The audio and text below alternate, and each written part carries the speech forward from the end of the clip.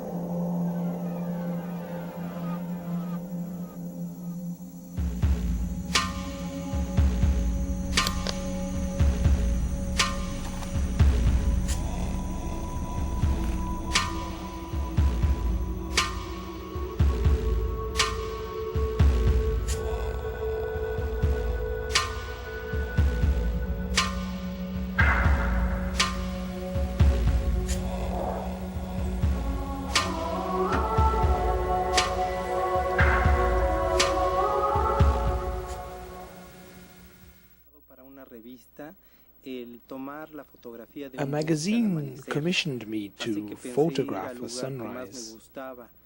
For this I chose a place which I knew and loved, a vantage point in the Ayusco National Forest. I parked my car and waited for the dawn, when I recognized an orange-colored light down on the slope in front of me. My first thought was that it was a fire, but in the same moment I saw a yellow-orange dome rising in front of me, the dome of a large object. It was no fire. It was an unidentified flying object, a UFO.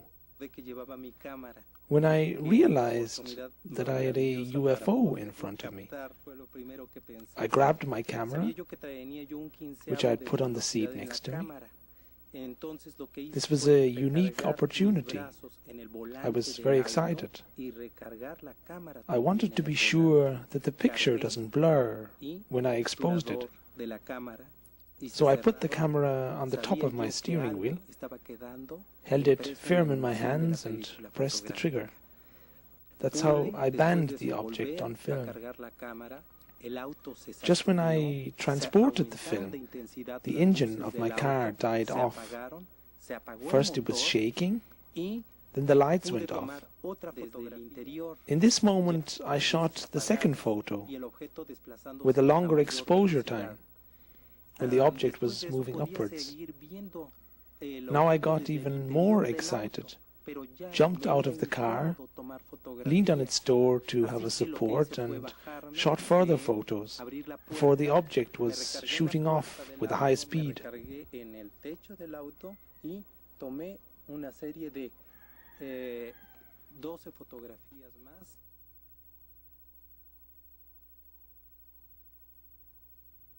Estar insistiendo durante aproximadamente 2 meses y medio. This experience never let me off. Again and again I drove back to Ayusco 30 or 40 times. One day, about 2.5 months later, the weather was bad, and when I came to the Ayusco area, I entered a fog bank. It was raining heavier and heavier. I turned the windshield wipers on. My headlights cut through the denser and denser fog. And when I came to a crossroads, I entered by mistake the wrong road. It took a while before I realized that I was on the wrong road. And when I was still searching for my vantage point, where I had my first encounter, I recognized an orange glow in the distance, the same glow I saw 2.5 months before. I parked my car when the rain got even stronger, left it and climbed up the volcanic rock from which the orange glow shone through the fog. I got closer and closer before I reached the back of the hill and saw the object hovering on the other side. across and below me, and just 20 or 30 feet away. I hid myself. I was afraid to get closer. Sat there and did not believe my eyes. I could see everything, each detail of the ship, which was hovering there in the midst of the wood.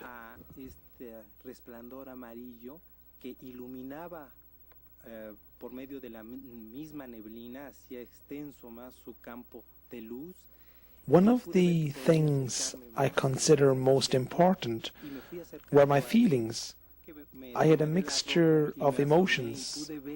I was very happy and afraid at the same time, because I did not know what would happen. What happened was that I got to see the object very closely, and I was surprised, and I wondered because the object was very beautiful. I could see the whole dome. On the surface it had several cavities. They ranged from very small ones to ones with a diameter of 5 feet, and there were many of them. I was very happy to see all this. I could also see the red spots the ship had, and I could also see that the red areas were brighter than the yellow ones. I did not have my camera with me, so I tried to impress every tiny detail into my mind. It was all very surprising. So I went over the details of the ship for 2 or 3 times, still with a mixture of feelings from fear to happiness, when all of a sudden I felt someone touching my shoulder, and when I felt the touch I fainted.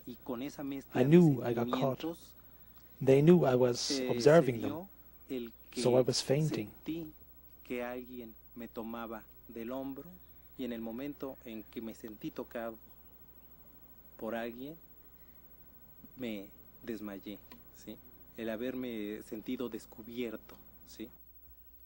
When I recovered, I first saw, and then I could hear, and at last I could smell, and what I smelled was the odor of the woods. And then I remembered what had happened.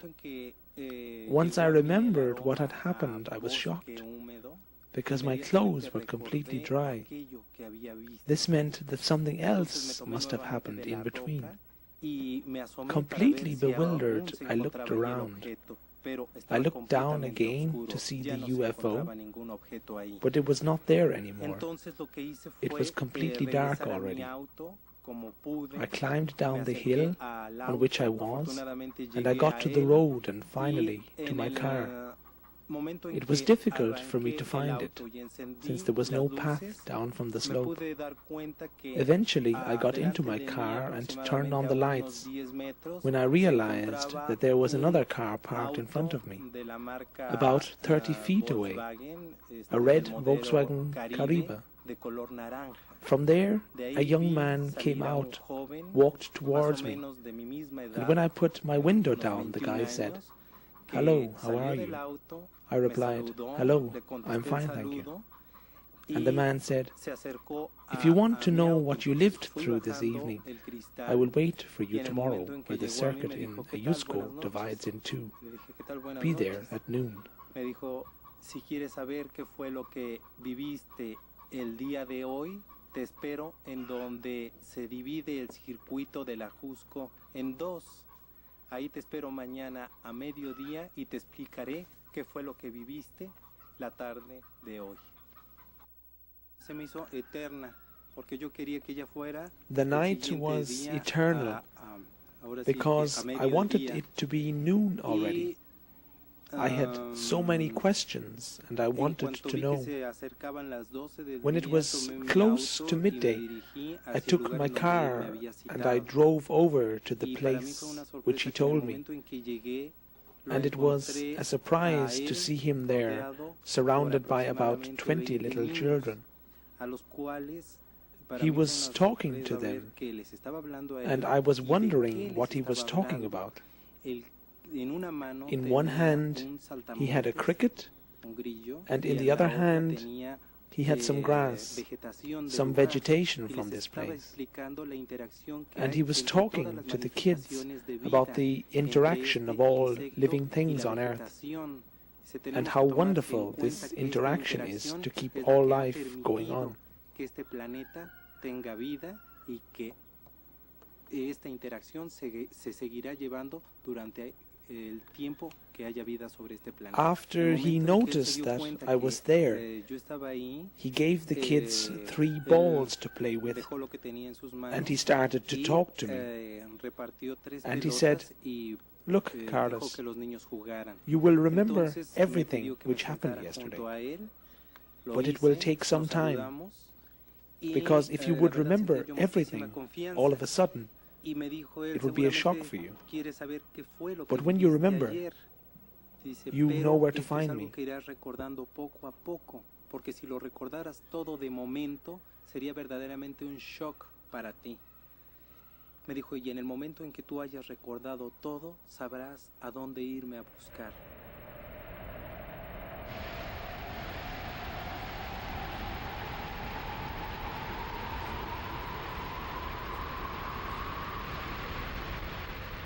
In the following years, Diaz, now living in the valley of Tepoztlan, south of Mexico City, was able to take several more spectacular pictures of these ships of light. But time wasn't right yet to tell the public, and so he kept them for himself, without telling anybody.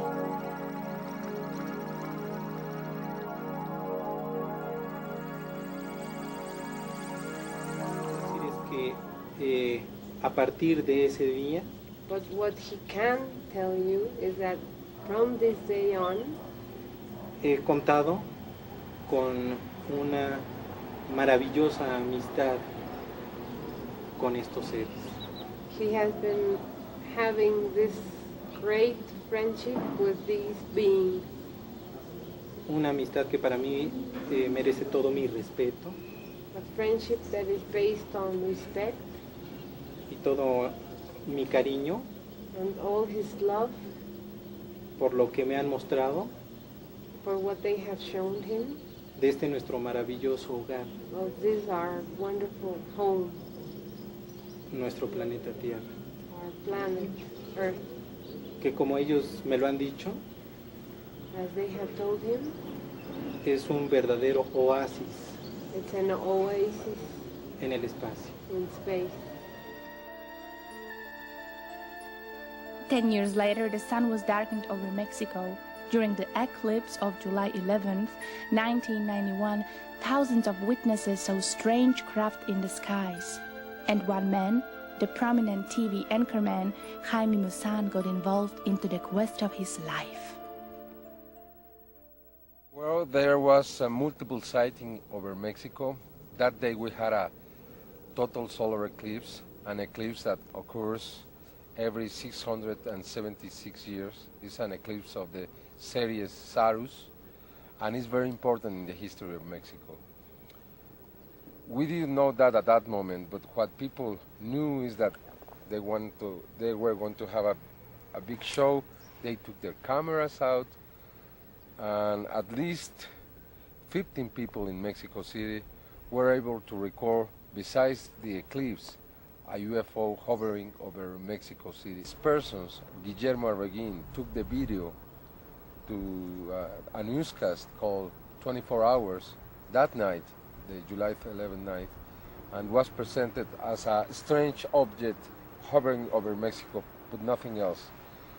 Then with that video, I went to the second program of Nino Canun, and I asked the people, if you record the eclipse, please look carefully, because probably there is the same UFO in your tape. We received more than 50 videos. And in 15, we think there is the UFO, and we decided to check 6 of them, and we got exactly the same kind of object. It means that it is not the invention, it's not a hoax of one man, it's something that was in Mexico there. From that moment to now, I have been receiving videos from many people in Mexico, and so far we have collected more than 1,000, probably 1,500 videos. The Mayan Codex, the Códice Dresde. In that Codex, we found that there is a table of eclipse, and they knew that in July the 11th, 1991, that's more than 1,000 years later that was written this codex. They knew that was going to be an eclipse on that same date. And there was a prophecy, a very strong prophecy over this eclipse. It said that it was going to be a big change in Mexico or the world.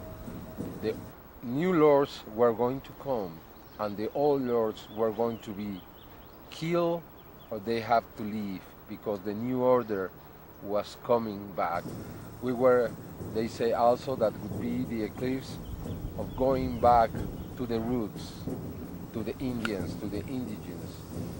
It was named the soul of Quetzalcoatl. Also, it was named the sixth sun. The Aztecs were the sons of the fifth sun. We are the sons of the sixth sun. And in the sixth sun, besides the new order is going to come, we were going to meet with the lords of the stars. I went to the television to present the solar eclipse videos, and exactly how we checked them in the computer, how we tested them. And then Carlos came to me on October the 31st, 1991, and he said, Jaime, I didn't see you in television, but many people told me that you were testing material. Would you like to test these photographs? And then he showed me 4 of the best photographs I have ever seen in my life. And I say, where did you take this? And then he started to relate this story. And I say, yes, I want to check the material. I think it's a very interesting case. And we will do it, but very slowly. That's when we started. On December the 3rd, just a month later, he asked me for a video camera. And with that video camera, he was able to record at least 6 videos that we have, and they are extraordinary. Besides, he has been taking more and more pictures, and I think the evidences so far are that is one of the most amazing cases ever. We have... A mí me despertó. Yo salí al jardín de la casa. Again, I had this sensation in my solar plexus, as I always have it when they appear. I got up. It was 3:30 in the morning. I grabbed the video camera Mr. Musan has given to me. I went into the garden of my house when I saw the ship hovering over the city. In my first video, you see the ship over the north of Tepoztlan. I filmed it, and you can see how it hovers over the city, making this shaking movement. I filmed it without a tripod, tried to get reference points into the image when it suddenly disappeared.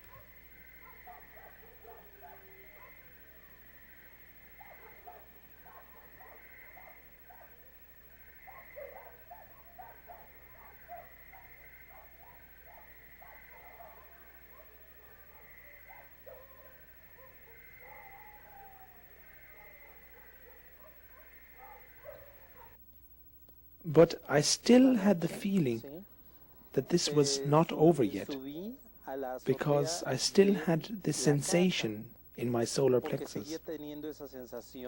I went out on the terrace of my house, set my tripod, and waited.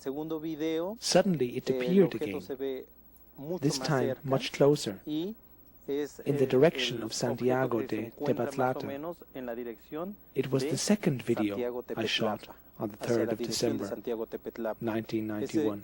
Ese video fue tomado el mismo día 3 de diciembre de 1991. In the next video, I used my tripod again. Therefore, all visible movements are those of the object, not of my camera. I again had this sensation and went out on the terrace when the object appeared in the sky directly above me. I wanted to extend the legs of the tripod, but I did not manage to do that anymore. So suddenly it appeared, and as I lay on the ground, zooming in and out, and one time I knocked against the tripod. This time you see all details, the different fields of light, the changes of the intensity of the light, and the pulsating center of the object. I was able to zoom in so closely that the whole frame of vision of the camera was filled. So close was it. It was a misty day. The air was very humid. The light was shining through the nightly fog.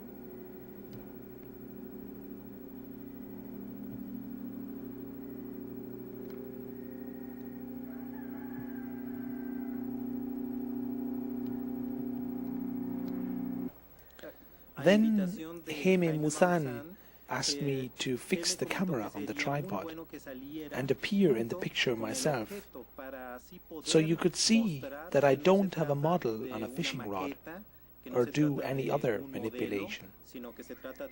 Also, he wanted me to let the camera run all the time until the morning, after dawn, when you can see all landscape details and reference points, so you can see it is indeed a large object. I put the camera into the open kitchen window of our house, because from there you have the best view over the football field, above which they appeared most of the times, and where I had my encounters and contacts with them. After I turned on the camera and made sure that it functions, I went out and took my flashlight with me, so you could recognize me in the darkness. When I still tried to make myself visible with the torch, it suddenly appeared over the football field. You can hear on the video how someone yells, "Guamero, Guamero, come quickly." And you can see how cars are passing on the slope of the hill on the highway from Mexico City to Caultra. After a few minutes, the object disappears again.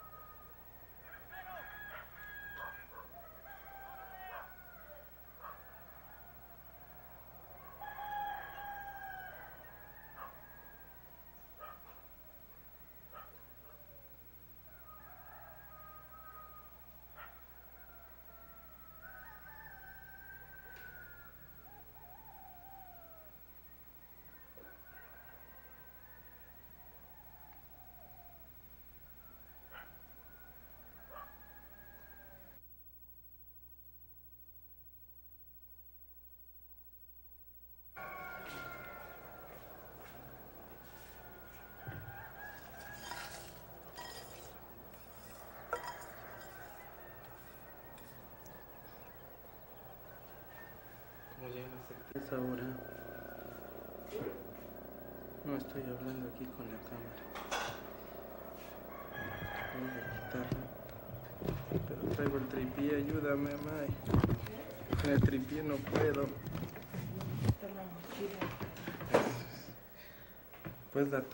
Jaime Maussan commissioned the first scientific analysis of the Diaz material.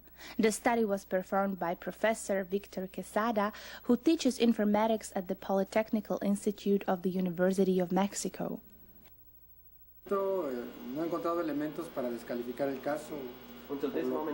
Until this moment, I did not find any elements which could discredit the case. In my opinion, it is real, it is authentic. I have divided my investigation into two parts, laboratory research and a field investigation. The laboratory part consisted of video analysis and photo analysis. The video was analyzed as dynamic video and static video, which means frame by frame. The tests included a study of the definition and the resolution, an analysis of the intensity of fields and colors and changes in the spectrum of light from ultraviolet to infrared. Se hizo perfilado de las figuras que se encontraban, conversiones a negativo, emulaciones a ultravioleta y a infrarrojo. Some of the tests has been change of definition and resolution, change of the intensity of fields, like from infrared to ultraviolet, and also change of the definition and change of spectrums of the light. Have been able to prove with that testing that his ship is made of plasma. Is the same kind of plasma that we have in the cells. That tells us that probably it's a living ship. You know, it's something different, something we cannot understand. We have found two principal types of objects. The smaller ones, with a diameter of 36 to 45 feet, and the big ones, with a diameter of about 120 feet. Quesada was so impressed by the material that in 1993 he decided to start a field investigation. Together with 10 professors of his university and 20 students, he set up several observation posts on the mountains around the valley of Tepoztlan. And indeed, the team saw and filmed strange luminous objects by themselves.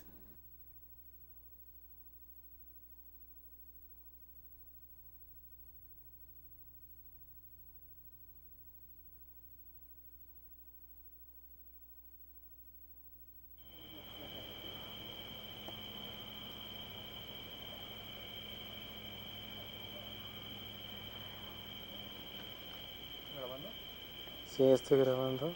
Tengo deslumbrado, no, pues no puedo grabar. Pues no sé. No sé por qué, pero yo creo que metió la luz de la cámara en el ojo.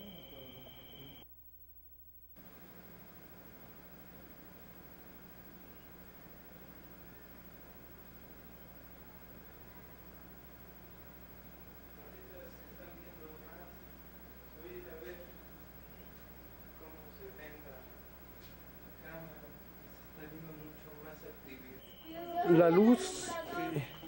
¿Cuánto tiempo lleva, Víctor? Lleva 8. Como 2 horas. Y ya subió. Pero esta luz lleva ahí ya más de 2 horas. Y voy a abrir el zoom. Todos pensamos, nos concentramos en la luz. Margarita ya se subió. Mis alumnos tuvieron una experiencia muy fuerte. My students have had a very strong experience. One night, an object nearly landed, and many of them got really afraid, ran away, and had several accidents.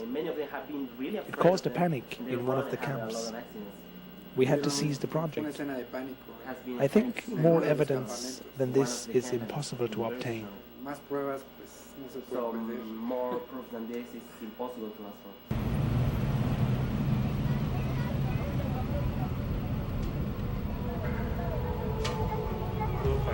The first European who heard about the Carlos Diaz experience was the Italian stigmatist Giorgio Bongiovanni.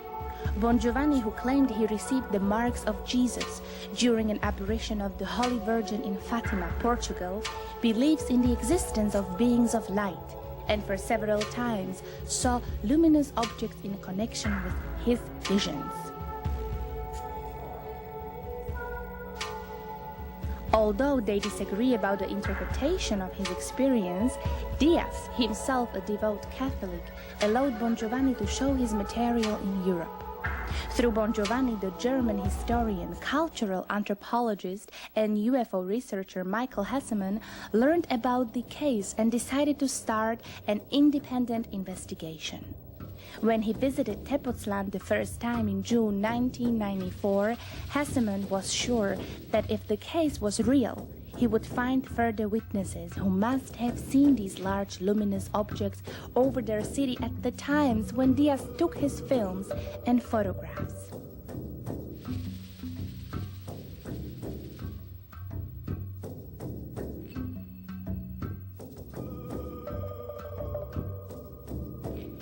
What he found was more than a picturesque Mexican country town.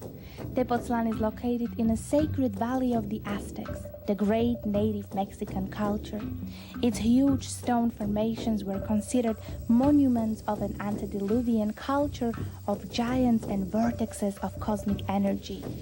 The Aztec priests worshipped the rock of life, the rocks of the dwarves, the hill of a man, thought to be a portrait of the prehistoric demigod Tepoztecatl, the son of the divine Quetzalcoatl, Hercules-like with his mighty beard and club. Next to it, on a ridge, the Aztecs built their only pyramid located on top of a mountain. It was called the Teocalli, the House of Energy. Here, history says the emperor Motekutsoma came to meditate and find peace after his military campaigns. Next to the temple stands a disc-shaped rock, like a huge petrified spaceship. Many believe it was a symbol of those worshipped and met here by the priests and shamans of ancient times. We find to its right the Cerro de la Luz, the Rock of the Lights. From here, since men can remember, as the locals claim, strange lights emerged and crossed the sacred valley, sometimes flying on the directions of the mighty volcano Popocatépetl, which rises to the east. Their paths were marked by ancient temples, later replaced with churches by the Spaniards, and they often appear on one of the numerous feast days celebrated in Tepoztlan all over the year as a fixed point of a sacred calendar.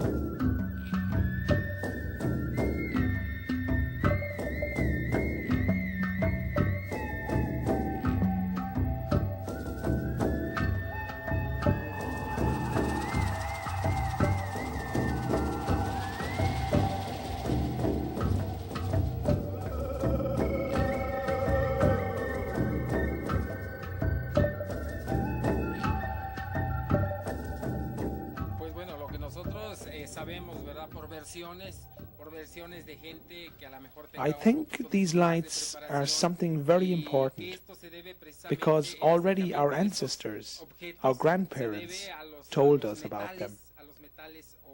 But in those days, they did not have much means to study them. It was considered normal to have them here, and I think they are here as many people believe, people who know, because this is an energetic point on this earth, because of its geological composition. So they come to charge their batteries. Y realmente pues nosotros lo hemos visto, así como nos lo platicaron nuestros abuelos, también nosotros lo hemos observado.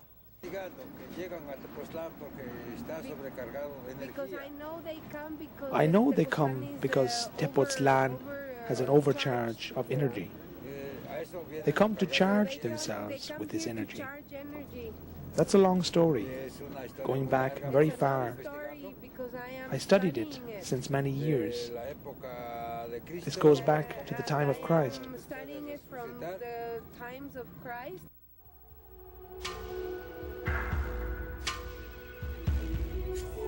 In the ex-convent of Tepoztlan, next to the main church of the town, Santa Maria Natividad, erected in 1530, we find murals and reliefs showing strange objects in disguise. On the frescoes on the ceiling of its cloister, these objects are painted in orange and red. Is it a strange coincidence that they resemble the craft photographed and filmed by Carlos Diaz?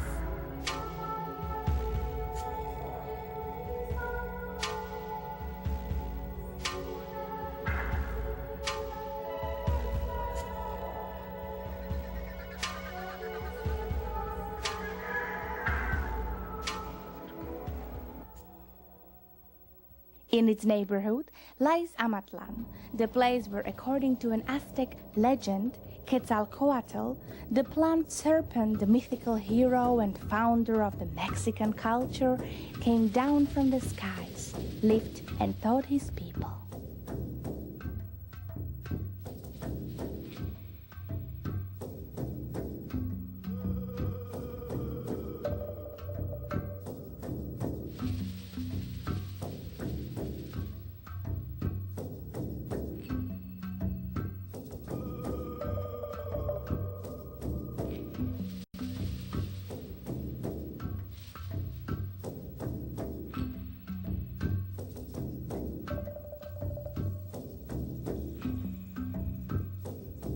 All this makes Tepoztlan a magic place, an opening to the cosmos and maybe an entrance into another dimension. And it is right here where man, as the ancients believed, communicated with the gods, and today a man claims to have encountered beings of light, visitors from a distant world or maybe a parallel universe.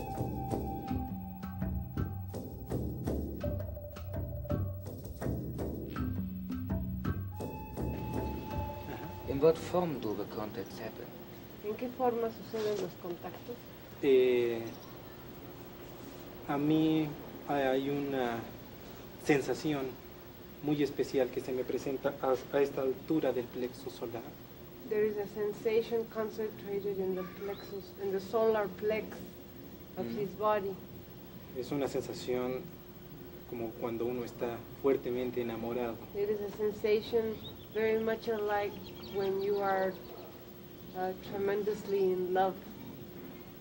Y esta sensación me despierta. And this sensation sometimes wakes him up at night. Y sé que voy a tener un encuentro con And ellos. he knows he's going to have an encounter with them. Sí. Lo que me agrada de esta experiencia que he tenido What he likes about this experience he has had, es que la comunicación que ha habido con ellos is that the communication they have been having es como la comunicación que estamos teniendo tú y yo en este momento. is just as we are now. So it is a purely physical contact. Es una Absolutely physical. puramente física. You Bueno, can touch them. los puedes tocar Los puedo tocar y en ocasiones ellos presentan un cuerpo de luz. sometimes as they are human-like, sometimes they have a body made of light. I have seen the UFO that Carlos has photographed and videotaped only once, and this was some years ago 5 years ago maybe, and he called me when he got home, and I went out and he showed me. So I saw the very same shape, and the color wasn't yellow and red, but it was completely orange. But it was the same one, and it was traveling at the south part of Tepoztlán.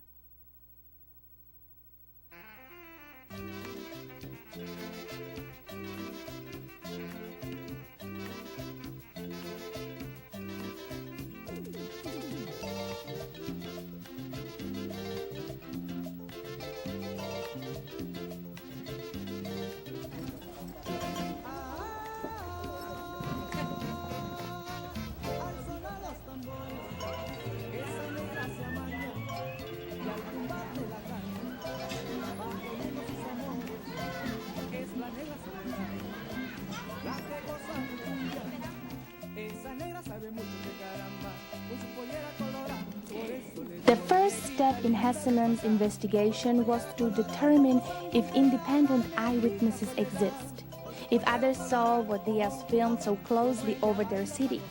He just started to ask people on the streets and in fields. The result of his inquiry convinced the researcher that indeed something strange is going on. More than half of the Tepoztecos, the citizens of Tepoztlán, claim to have seen the very same orange reddish shapes of light.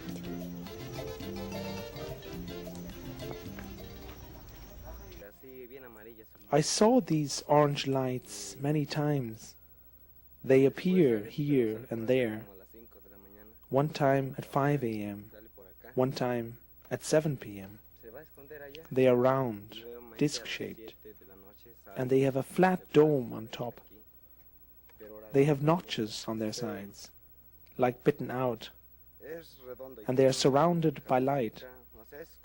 Sometimes they are more yellowish, sometimes more reddish, sometimes they rotate. It was about 7:30 p.m. My daughter comes home from school at that time. I went to the corner of the street to pick her up. Then I waited for her. It suddenly appeared in the sky. It was very, very big. In the middle of this round, big thing was something moving. It looked like it would change its colors. I showed it to my daughter, but she only said, "Don't look at it. Come on, let's go." But I wanted to see it. Its center pulsated. It was very large and round, very bright. It was yellow with orange light. They look like the sun. They are round and have many little lights. They are yellow, orange and white, and they appear and disappear. The light objects sometimes suddenly appear, fly and disappear again. Most of the time they disappear in the direction of the Tepozteco hill. Most people here have seen them. You will find that out when you ask in the town.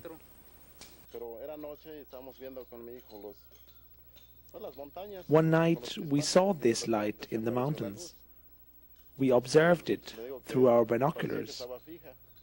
It was very bright, pulsated in red and orange, but was mostly red. It looked like it had landed on a hill. It was a round object. For several minutes it stayed there, then it suddenly disappeared.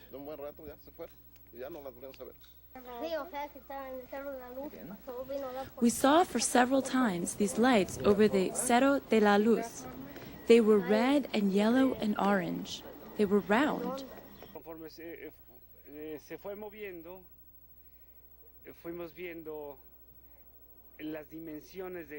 We were driving in a car when we saw this big object, as big as a bus or a truck. It was very large. It was shining in a very bright, intense light, red and yellow. Era una luz muy intensa, con colores azul, rojo, naranja, pero lo más sorprendente es que no hacía ruido. Una ocasión sí vi, venía yo de por acá del rumbo de Santo Domingo, hacia aquel lado pegado ya. It was around 7:30 p.m. when I saw a strange luminous object standing on the Cerro de Hombre. It was an orange-colored object, round, very, very, very bright, and very, very, very big. It was brighter and bigger than an aircraft light. It came down slowly and eventually lighted up the whole area where it was landing. It was staying there for 15 minutes. I was together with another sister of our order. It came, stood there, and suddenly vanished. It was orange-colored, very bright, round, and big.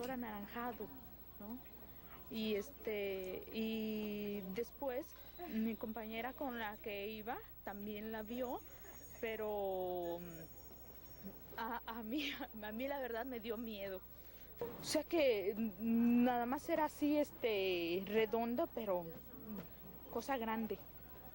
Era algo grande. It was hovering here above the trees, not too high.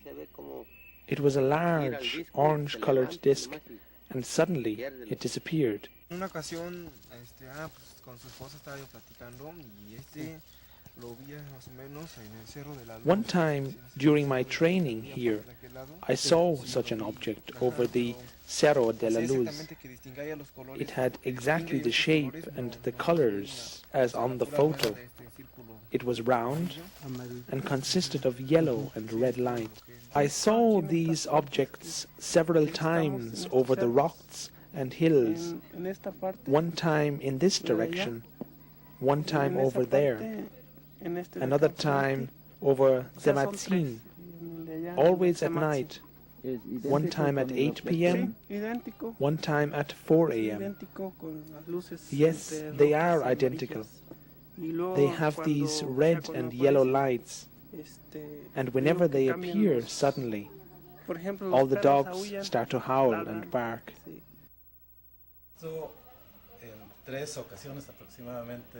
I saw this red-orange light 2 times in this direction, the third time over the Zematzin, in direction of the village Santiago, a little bit to the left.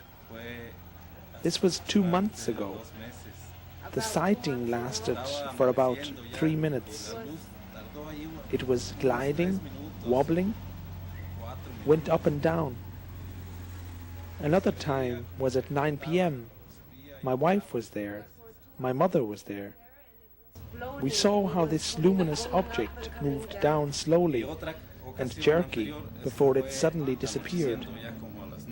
All of a sudden, in a break of a second, it just disappeared. My wife was with me, my mother was with me. Entre los tres estuvimos observando esa luz, pero se movía muy despacio We saw this light moving very slowly. Sí, después down, desapareció. And it disappeared. Se fue en una fracción de segundo. In a fraction of a second, it just se apagó y ya just went left. Con un grupo de personas que viene aquí a hacer un programa de desintoxicación. We were a group of people in a meditation class at a detoxification seminar when we suddenly saw this light in the mountains. It was very impressive because it was very large. It changed its colors, stood there for a while before it suddenly disappeared. We were all very impressed by what we saw. It looked like it were looking for a place to land. It had bright colors, and when it rose, they became more intense, and it grew and changed its colors. It was yellow and orange mixed, more or less like on the photos of Carlos. All of a sudden, it disappeared. Son fotos, yo creo que son tomas pues creíbles, ¿no? Creíbles porque las toman, yo creo que en el momento. Although I am a doubting Thomas, this is credible. Many people have seen these objects at different opportunities in different parts of Tepoztlán. They appear within a second. hover in the sky and disappear again.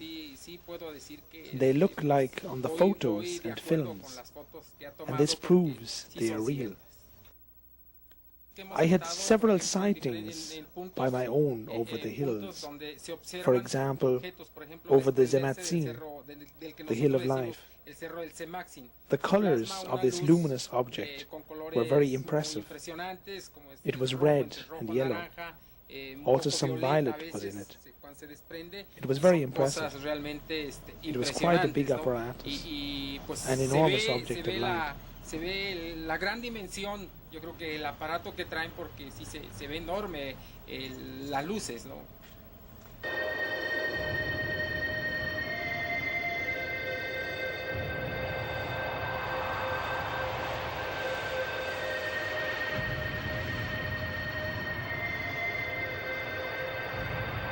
Brillante.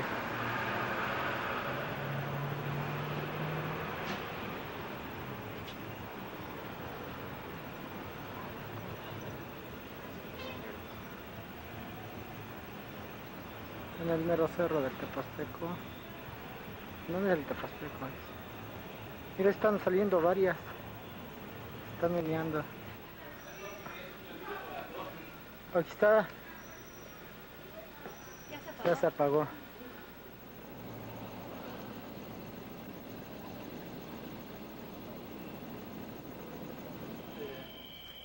Un carro, ¿no? No. No, mire, están prendiendo, son 1, 2, 3, 4. Me acerco otra vez con zoom.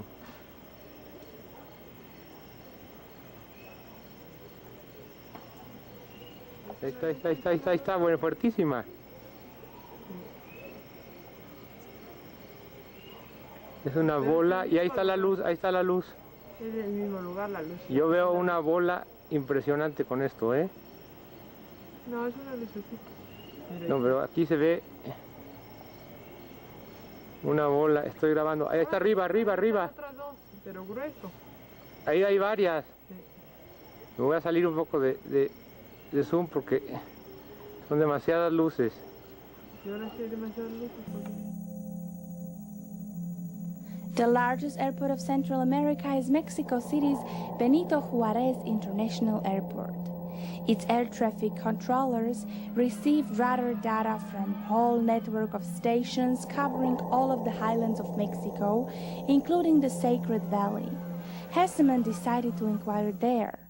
And indeed, the air traffic controllers confirmed that their radar regularly detects unidentified targets over the area of Tepoztlán and its neighboring city, Cuernavaca.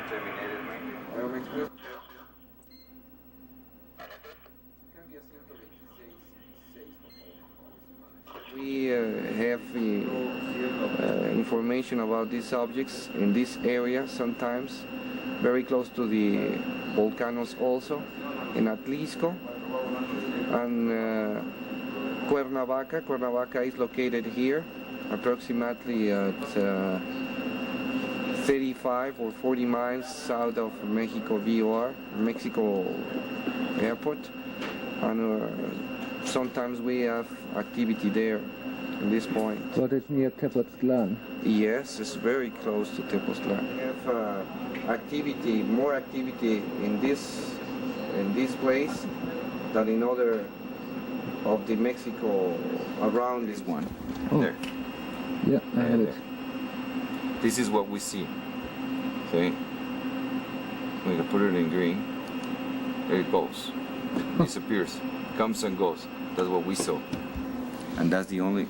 We don't have an explanation for that. Because of the speed that they appears to display. What kind of flag? Here's another one, right? All right. The white one. Yeah. Yep. That's another one. What kind of flight characteristics they seem to have? See, like this, with these 2 minus vectors, this aircraft or whatever it is gonna in 2 minutes it could fly like arrive to here. So we're talking about. Oh shoot!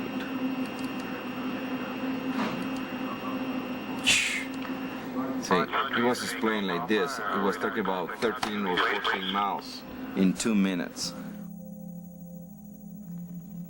but Hesseman only believed it when he saw one by himself in February 1996.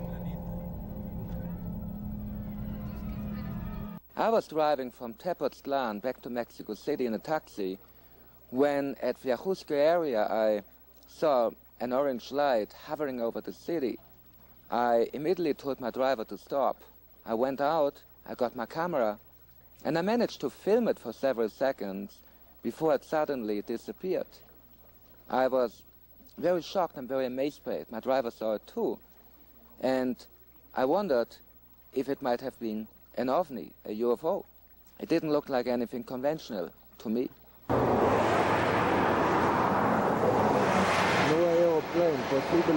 ¿Filmó? Sí. Oh, qué bueno. Sí. Thursday night at 8 o'clock. Last Thursday night? Yeah. Yeah, there were some around Ajusco, I would say. Yeah, definitely there were. And even we had a report of an airplane that he asked us, he was flying this way. He was coming from Mexico. He took off from Mexico. He was going to Guadalajara, so he went like this, going like this, and in this area, around this area, he saw a very bright light that he was asking if that was another aircraft coming toward him. We didn't have any other report that an airplane was coming, so we couldn't explain what it was. We started seeing some echoes, but we didn't see one exactly in front of him. He and another airplane who was coming also behind him, going also to Toluca, saw the same light, and that's the area they saw it, around Ajusco area.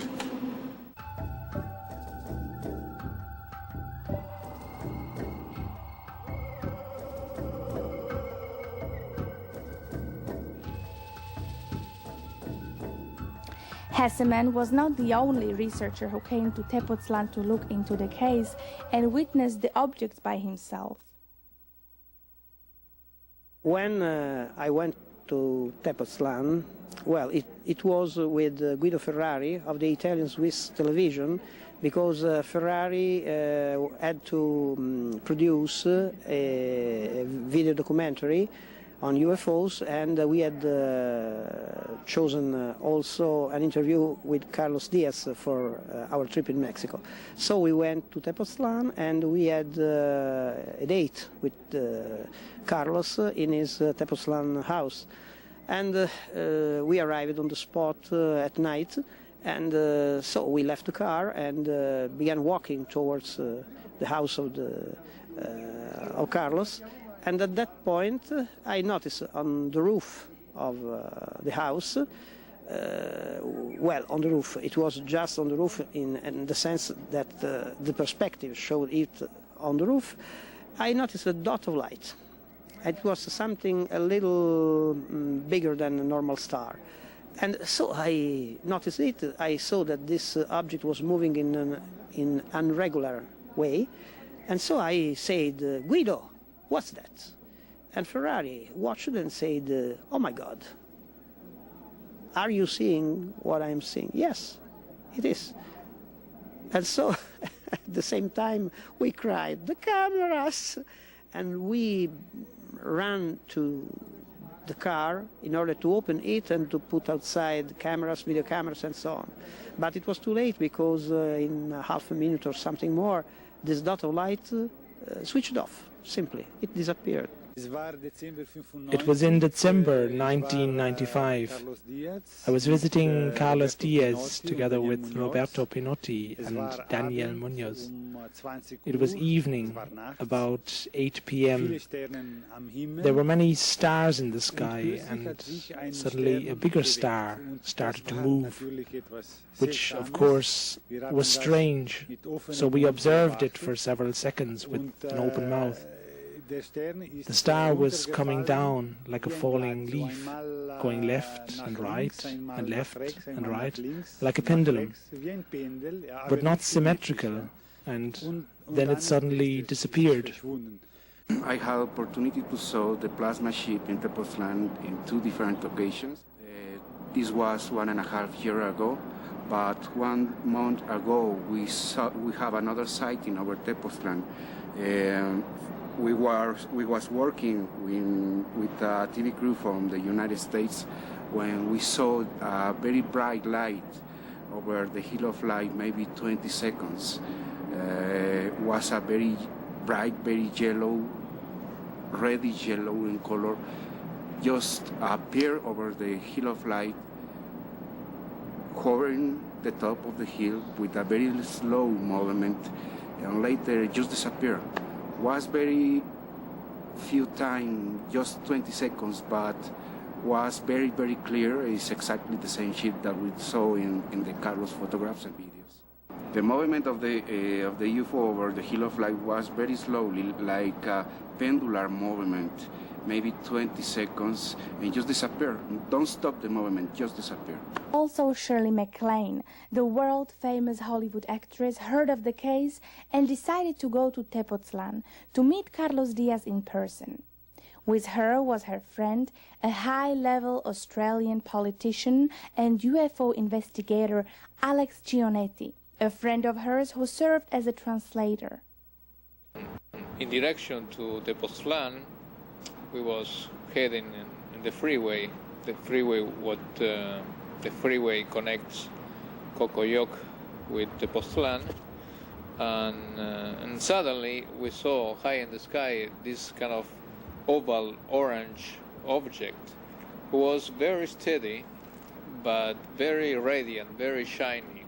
Orange, very orange, and it's a light I never saw in my life. The 4 in the van was very astonished, and suddenly the object started to shrink, started to contract, and when it was contracting, was turning to white and create a kind of a white ball of light, and suddenly disappear as the old TV, as the old cathodic tubes television sets. And we was very kind of shocked. Hesseman's next step was a psychological evaluation of the main witness and his family dynamics. For this, in February 1997, he invited one of the most respected psychiatrists of the world to Tepoztlan, Professor John E. Mack of the Harvard University, who received the Pulitzer Prize for his biography of Thomas Edward Lawrence and stunned the academic world with his open-minded approach to the alien abduction phenomenon.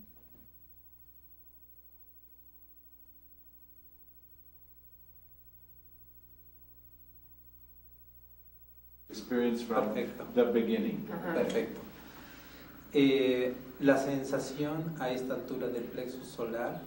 I have a sensation in my solar plex. De amor. Yes. I have this feeling of love in my solar plex. Me despierta. It wakes me up in the middle or whatever. And he had to cross some other lands to get to his. So he said, all of a sudden, daylight, like daylight. And he said, something, ¿verdad? Dijo que se le apareció una luz en el cielo, de otoño. Sí, dijo, me amaneció. Where did you see? Which time was like the most, beautiful, or the most, wow, ooh, that's a special one, like the most special time?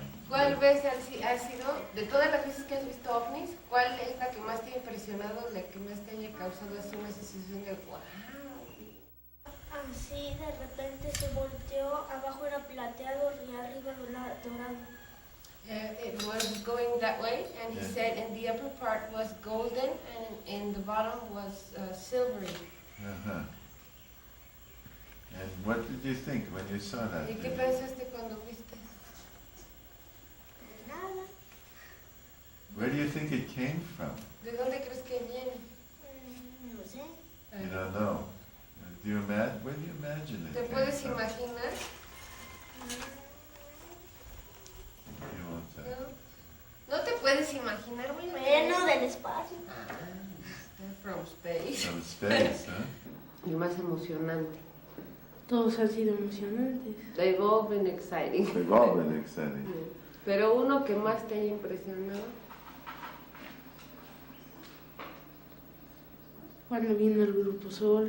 When we visited the Grupo Sol in their camp up there in the mountains, Esa vez, suddenly a bright, very intense light appeared. One of the researchers saw it, a bright orange-colored light. It was moving up and down very fast, like the light of an EKG. After a short while, another, even more intense light appeared over the mountain. It was orange-colored, and it slowly came down. También casi al mismo tiempo apareció una luz del cerro, de una pared del cerro, una luz muy intensa que se fue encendiendo. Después esa luz subió así y ahí se estuvo así mientras que pasaban el otro disco anaranjado por esta parte y los otros por allá. Se hizo más chiquita, pero después encendió y se fue bajando lentamente hasta que llegó al mismo lugar de donde salió y ahí se quedó, pero muy pequeño. Y ahí siguió un rato y después ya se apagó. Very important for, as witnesses, for the quality and truthfulness and sincerity and genuineness of their father as a human being. And that is very powerful testimony. In other words, you're with those boys, and you cannot believe, and you see their relationship to their father, and you cannot believe that they are children of a man who is a dissimulator. When Dr. Meg showed him a photo taken by Diaz, his neighbor remembered seeing the same object several years ago at El Xingu, the very same place where Carlos took the photo. I saw this luminous object. It was enormous. It was about 11 at night. I was with a friend. It was about 12 years ago. It was overwhelming. 10 times bigger than the moon. It came towards us, then it turned, and it left towards the next village. It was enormous. The same shape, the same colors, very big, enormous.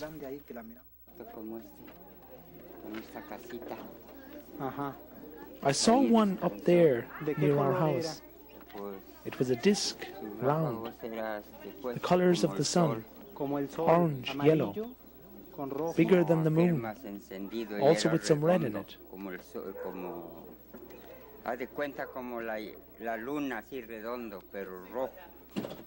Muchas veces. También he visto esos platillos voladores. He said he's seen flying saucers. ¿Cómo se parecen? Los platillos voladores que descansan en el cerro. They rest up on the mountains. En lo feo. ¿En qué? En lo más feo. En lo más feo. In the worst parts of the mountain. Sí, como este sí. ¿Sí? Sí, He says yes, he's seen, that's what he's seen. Sí, la luz que se ve sí. Es como este color. Yeah. The light that you can see is it's this color. Hasta el cerro, allá en la punta, se para uno, una luz. Up there in the mountain, clara, blanca. White light stops up there on the mountain. And then over there in that other peak. Se para una de color. That has three colors.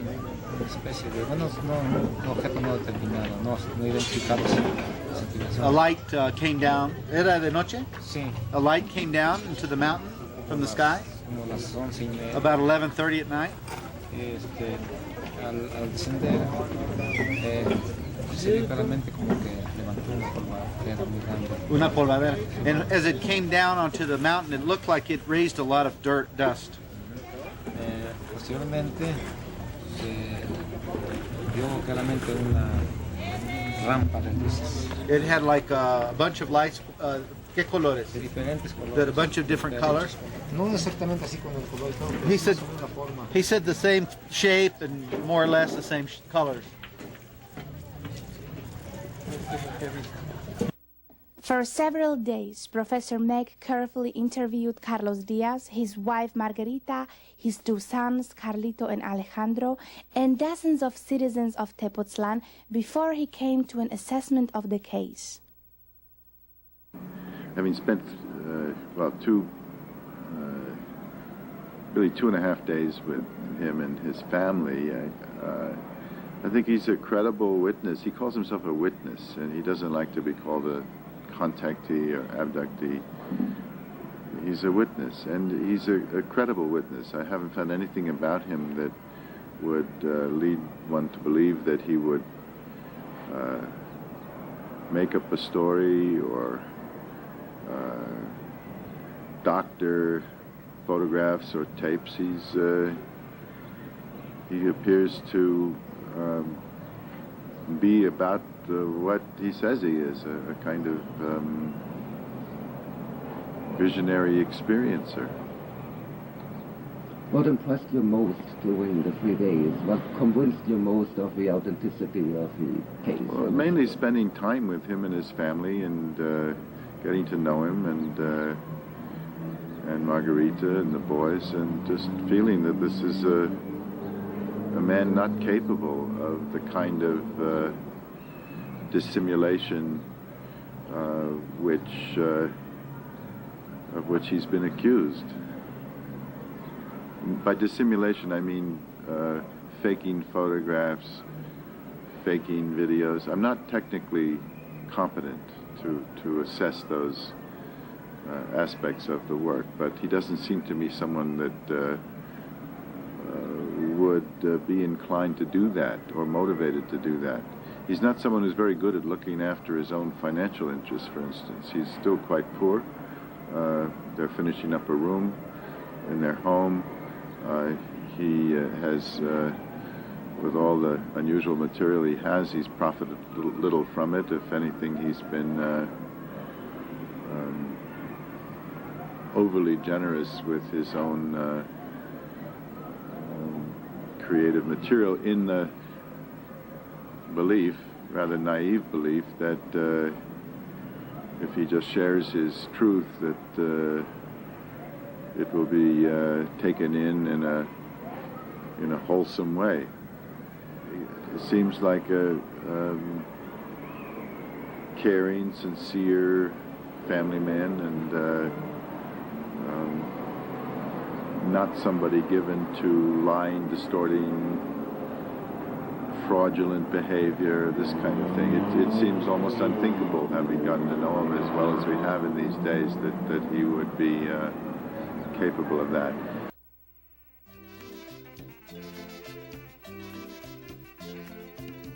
This is exactly the impression his neighbors had of Carlos Diaz, as the former Presidente Municipal, the mayor of Tepoztlan, confirmed to us.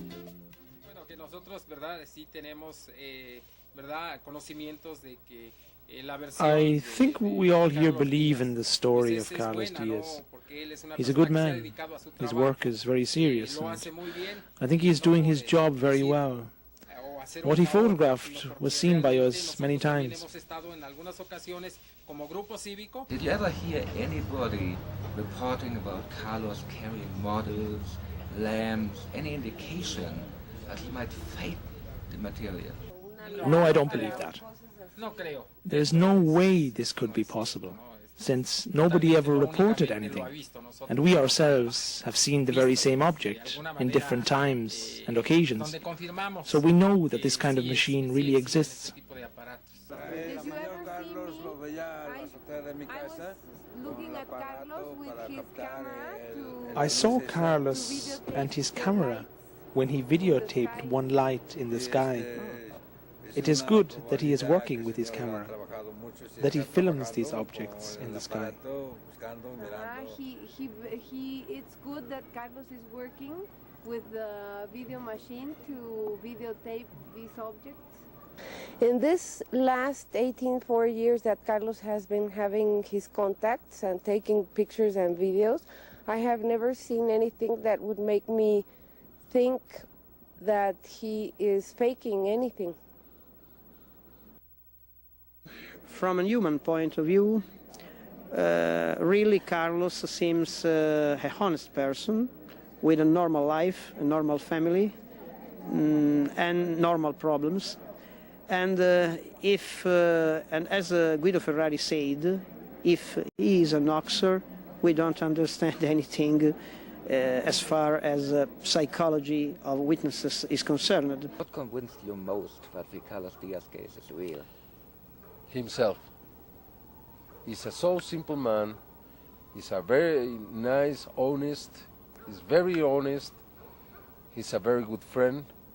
He's a very good father, very loving, very caring for his family. He's very humble. He doesn't have a penny. To create a hoax on this kind of case, he would need, besides the complicity of many people, he would need a lot of money.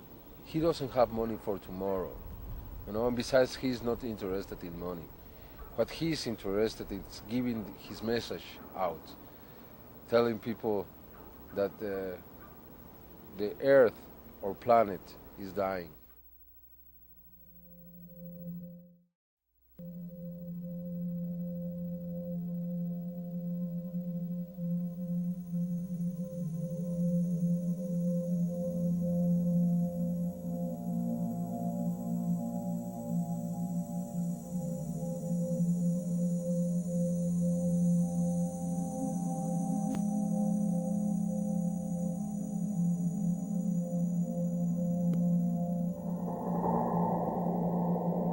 What form do the contacts happen? ¿En qué forma suceden los contactos? A mí hay una sensación muy especial que se me presenta a esta altura del plexo solar. There is a sensation concentrated in the plexus, in the solar plex of his body. Es una sensación como cuando uno está fuertemente enamorado. It is a sensation very much alike when you are tremendously in love. Y esta sensación me despierta. And this sensation sometimes wakes him up at night. Y sé que voy a tener un encuentro con ellos. And he knows he's going to have an encounter with them. Sí. Lo que me agrada de esta experiencia que he tenido, what he likes about this experience he has had, es que la comunicación que ha habido con ellos is that the communication they have been having es como la comunicación que estamos teniendo tú y yo en este momento. Is just as we are now. So it is a purely physical contact. Es una absolutely physical. Puramente física. Bueno, los puedes tocar. Los puedo tocar. Y en ocasiones ellos presentan un cuerpo de luz. Sometimes as they are human-like, sometimes they have a body made of light.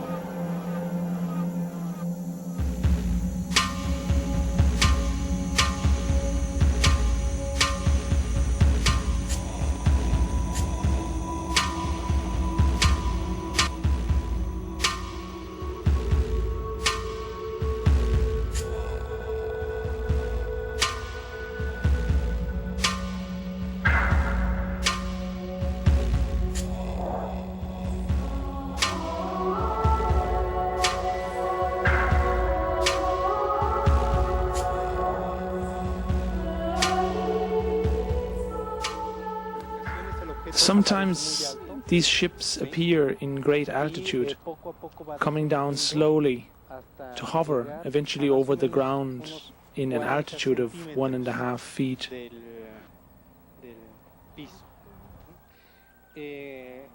Lo que ocurre es que conforme más alto, más arriba.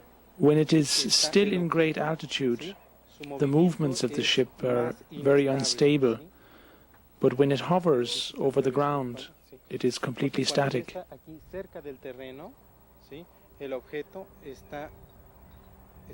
But it also happens that the ship suddenly appears right on this spot.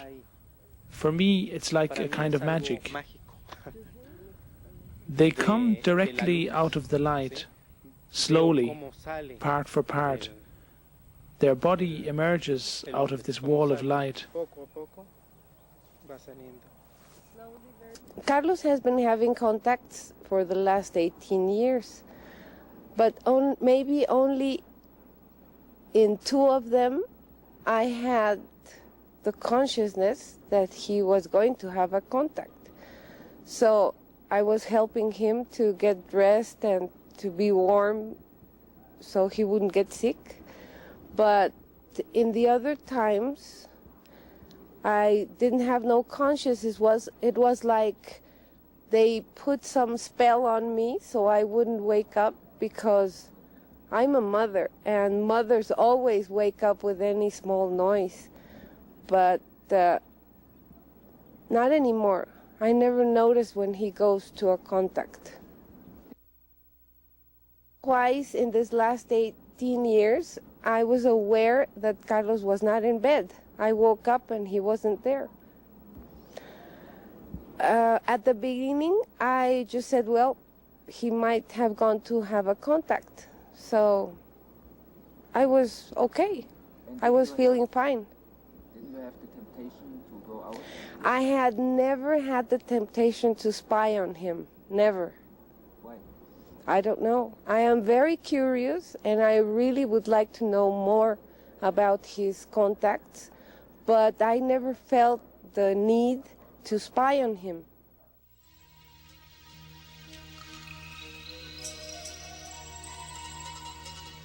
How did Carlos Diaz get involved into the subjects of UFOs? Why did he become a contactee? We wanted to learn more about his background and visited his parents and family. Yo recuerdo que sería alrededor de cuando tenía yo 7 años, cuando yo era niño. I was very little, around 7. It was at Christmas or the New Year, I'm not sure anymore. And we were coming back home from my grandmother's house. My father was carrying me and was protecting me with a blanket. I woke up in the arms of my father and looked at the sky and saw a round thing with a ring around it, going from south to north over the city, Mexico City. Un objeto circular rodeado por un anillo.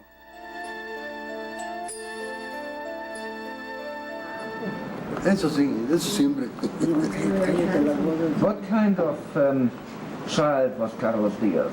Was he special in any way? Carlos era especial, de alguna manera especial. Sí. Sí. In what way? Era muy como de investigation. Le gustaba la investigación. He always liked investigation. Was he interested in outer space, in UFOs? Estaba interesado en cosas del espacio. Desde pequeño. Desde chiquito. Le pedía a los Santos Reyes un casco de astronauta. He would ask for Christmas an astronaut hat. Sí, le pedía a los Santos Reyes. Y robots y todo. He would ask for robots. Y veía puras películas de... And he was always looking TV shows from space. Pues porque es una coincidencia que cuando él viene es cuando vemos a los ovnis. Because how come it mustn't be a coincidence that when he comes we can see the UFOs? Como que lo andan buscando. It's like they're looking for Carlos. I think he had contact since he was little without knowing it, and that's why he was so attracted by space. Incidente ocurrió en el año de 1979. en aquella época vivía en la casa de mis padres y It happened in 1979, very early morning, around 6:20 or 6:30 a.m. I woke up by a strange feeling in my solar plexus. I saw a light reflecting on the wall, and it entered from a small triangular opening the curtain left from the window. I got very curious, and so I got up and looked out of the window to see what was going on. When I opened the curtain very slowly, I saw up in the sky a yellow object, very much in the shape of an egg, which was suspended there. I shared the bedroom with my brother, so I called him immediately and said, "Antonio, Antonio, come and see. There's a UFO." He put his blanket above his head and said, "What? A UFO? I don't want to see a UFO. I want to sleep." So I kept on looking at the object for some moment, and then the object left with a very high speed. The next day I set the alarm clock for the same hour I saw the object that day, and I was waiting that it returns. And indeed I saw the object again, and after a few seconds the object flew away again. So on the fourth day I had my camera ready on a tripod with a cord trigger. The object came from east to west over the city, and I was able to take a picture. I opened the shutter for 4 seconds. I was afraid it would fly away, and I captured it on film. I was very glad I did that, to have an evidence in my hands for my brother. Creo que a las 4 de la mañana. No, eran 6:30 de la mañana. 6:30, no lo vimos. Nomás estaba emocionado. We didn't see him at the real moment because it was very early in the morning, but after that he was very excited. Sorprendido. And surprised. The one who was mostly shocked was Carlos' brother, who did not believe in these objects. He was awakened by Carlos, but didn't want to get up, because he didn't believe. So when he saw the picture, he was very surprised. No se quería levantar a verlo, y él sorprendido le decía, "Mira, mira, ven. No, yo tengo sueño." The films and photos of the so-called ships of light taken by Carlos Diaz are considered by many UFO researchers the best in the world. Others rejected them as being too good to be true. The Mexican optical physicist and computer expert, Professor Quesada, is convinced that they're real. But this was just one single opinion. To verify the results of his analysis, we consulted leading experts in the US, Italy, and Germany.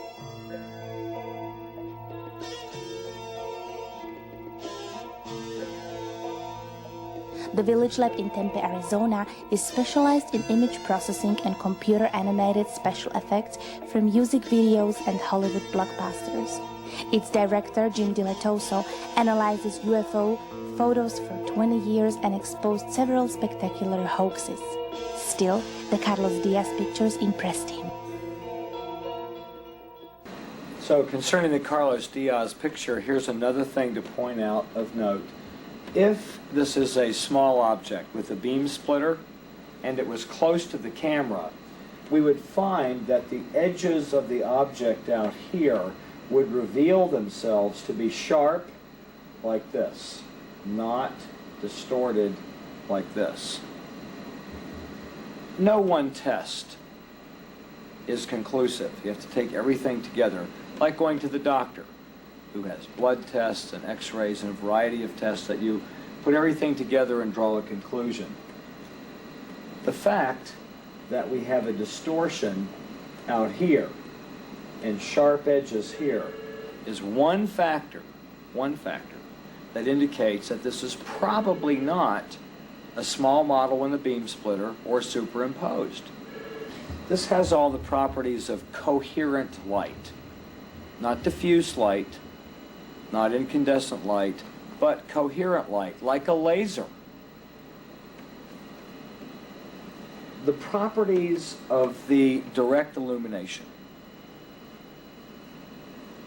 and the properties of the reflected light are identical, as if the reflected surface did not absorb or diffuse any of the light. That's really strange. That's really strange. It's like the light is coming and bouncing off of that surface as if it's an absolutely precision polished mirror.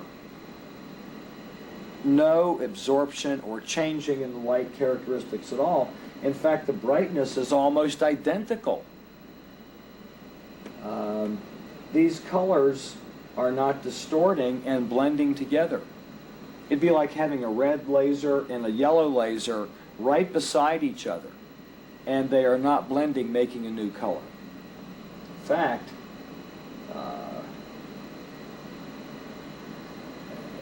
they're casting the image of this tree into the reflection here. And it is enlarging it as if this is a light source, casting a projected image of the trees like a hologram onto the surface here. If Carlos Diaz is doing this as a hoax, he's figured out some very clever methods. It's easy for someone testing pictures to go, oh, it's a fake, and he did it like this and like that. People that say it's a fake, they need to go do this. They need to figure out a way to do this and duplicate this picture.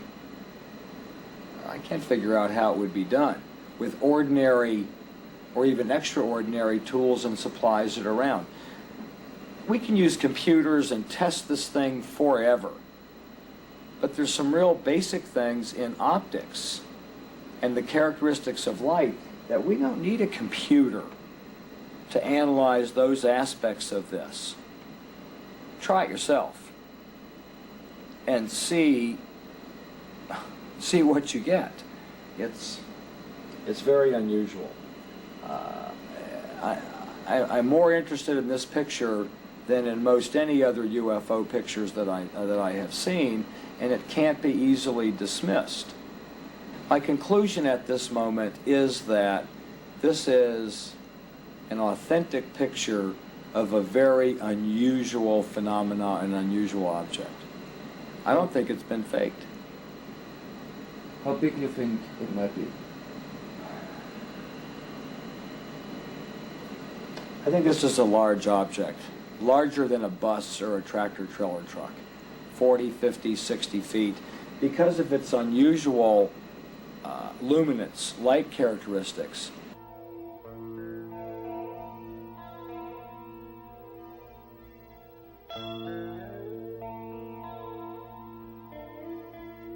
Robert Nathan is considered the father of image processing. He conceived it in the 60s and developed it ever since. He made NASA's Jet Propulsion Lab to the first in the field, the processor for all photos sent to Earth by NASA's both manned and unmanned space missions. Being a skeptic regarding the existence of UFOs, Dr. Nathan was the first address for us to consult. I've been presented this image a year or so ago, and I didn't give it any particular amount of time.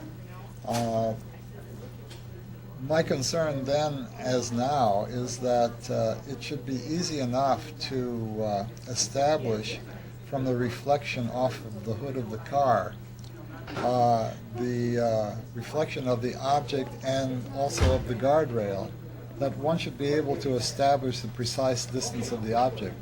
If the object is claimed to be many meters away, it looks immediately obvious that the parallax information, the change in the position of the object as seen off of the hood as compared to seen directly from the direct line of sight from the camera is inconsistent with an object that has any distance. It looks as if there is some kind of model that was placed quite close to the railing of the car, and some careful measurement will either bear that out or not. But that's a worthwhile measurement to make by somebody who wants to take the effort.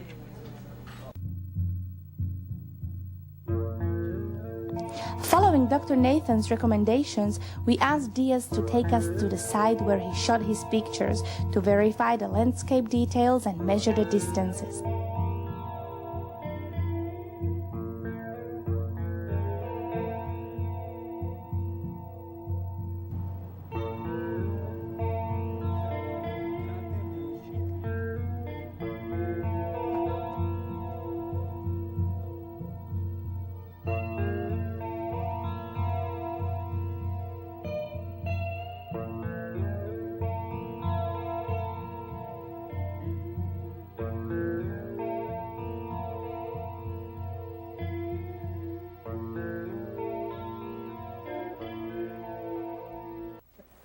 El objeto se encontraba. The object emerged beyond these trees. It was rising from the gorge and moved up little by little. Del valle y fue ascendiendo poco a poco.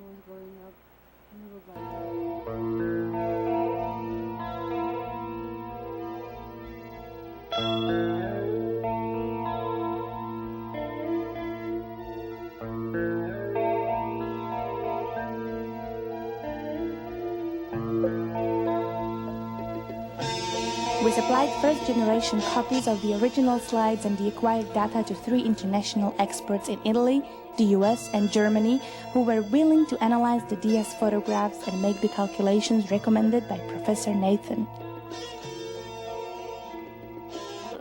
Le fotografie di Carlos Diaz sono estremamente interessanti.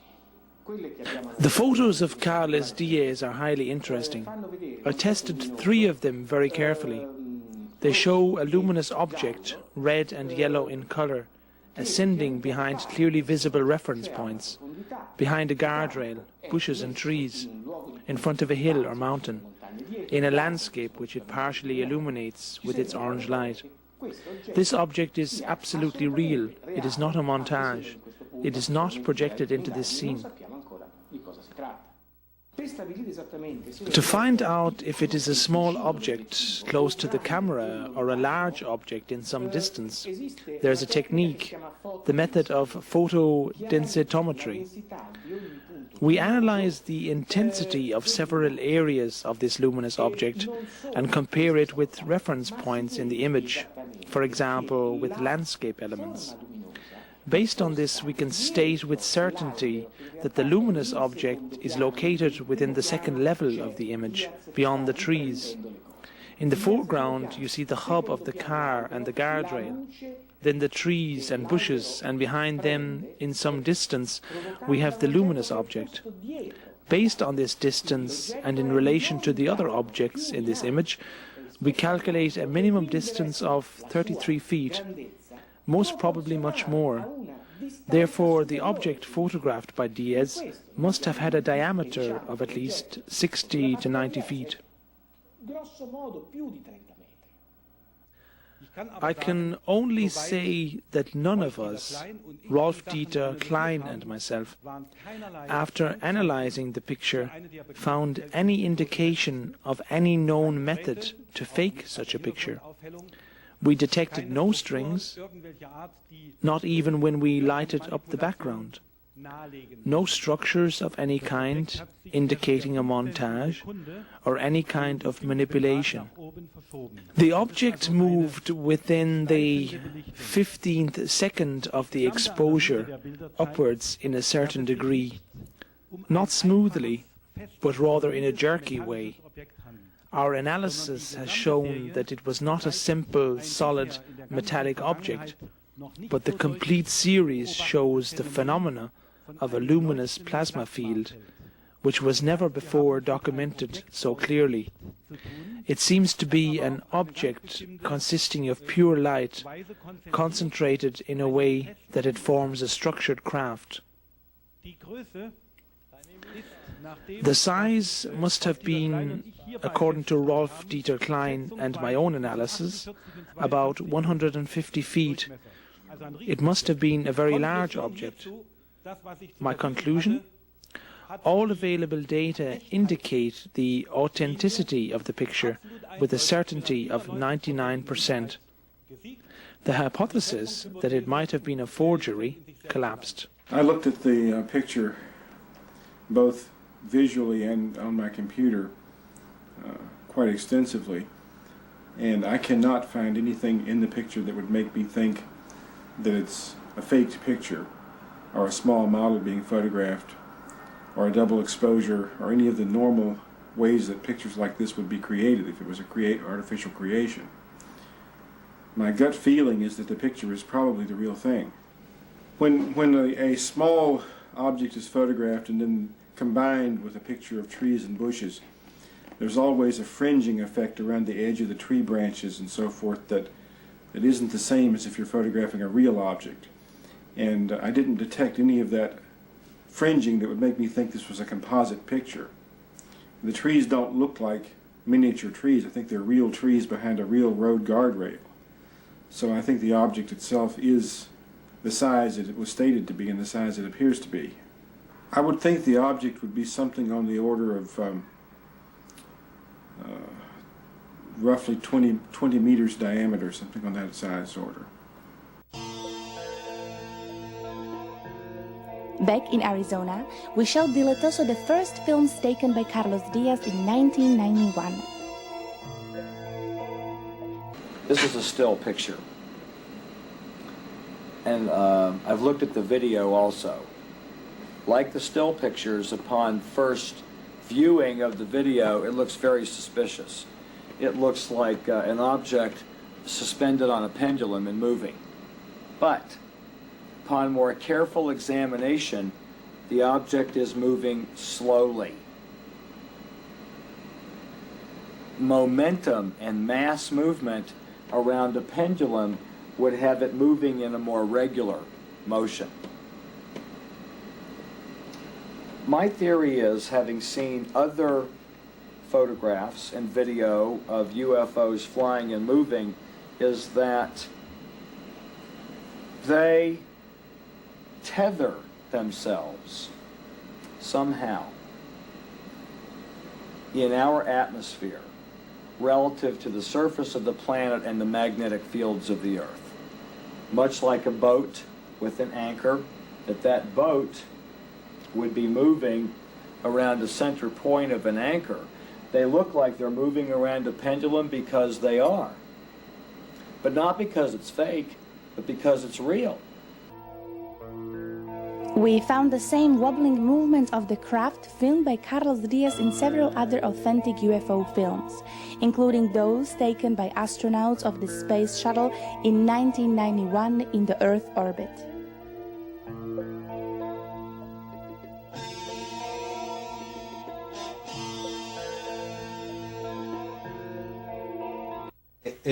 Toman los cinturones naturales de energía del planeta. Because they take the energy belts of the planet. Y por momentos entran a ellos. And sometimes they travel in those belts, but sometimes they jump out of the belts. Y se dejan ir por la energía. And when they're in the belts, they let themselves go, flowing with the energy. Y si quieren ellos mantenerse en ese lugar, and if they want to maintain themselves in one certain place, están actuando un poco en contra del cinturón de energía, del fluir natural de la energía. Flow of the energy of the belt. Entonces por eso se ve so this is why los brincos how they jump. Pero en el momento en que se dejan ir con la corriente. But once they go and flow with the energy, entonces se van a una velocidad Then they travel at a very, very high speed.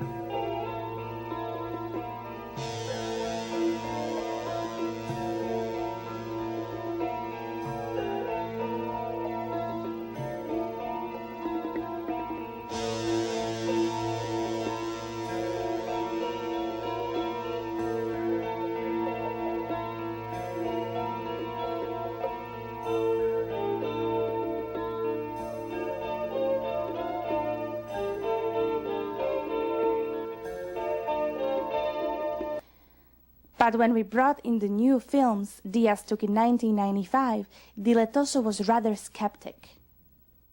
Tested the pictures in the early 90s and looked at still pictures in analyzing the edges, as I've done in blocking out the squares on this image. The properties indicated to me, because of the depth of field, that it was probably a large object. Now, it's years later, and I'm looking at video, motion video. Couple of things that I'm suspicious of are the ways that it moves. Now, optically, the edges make sense that is probably a large object. Probably a large object. At different opportunities during my encounters, I experienced how a beam of light shot out of the craft. This beam of light has the purpose to bring insects, plants, pollen, small and bigger animals aboard the ship. And sometimes we too, my friend and I, were brought aboard by such a ray. This beam directly forms and emerges from the ship and consists of the same light or energy as the ship itself. Doesn't exactly look like a large object when it's zoomed on by the properties of the edges. There are some confusing and disorienting things about it. The ray of light that comes down, when we look at it frame by frame, the light on the ray comes on and goes off in the same way. It's darker at the top than it is at the bottom. In the first frame of the 7 frames that the light is on, 14 fields. And it goes off the same way, with the top being darker than the bottom. See, this is the top, and this is darker, the luminosity is darker than the bottom. And it comes on that way, and it goes off that way. I found in each incident where the light comes on that at this spot, this one, this one, this one, we have a little mark, a little pock mark that looks like, if it's a fluorescent painted stick, maybe it's a little bubble that was on the paint. When the object moves, it tends to wobble, like maybe it's connected to this ray as the stick.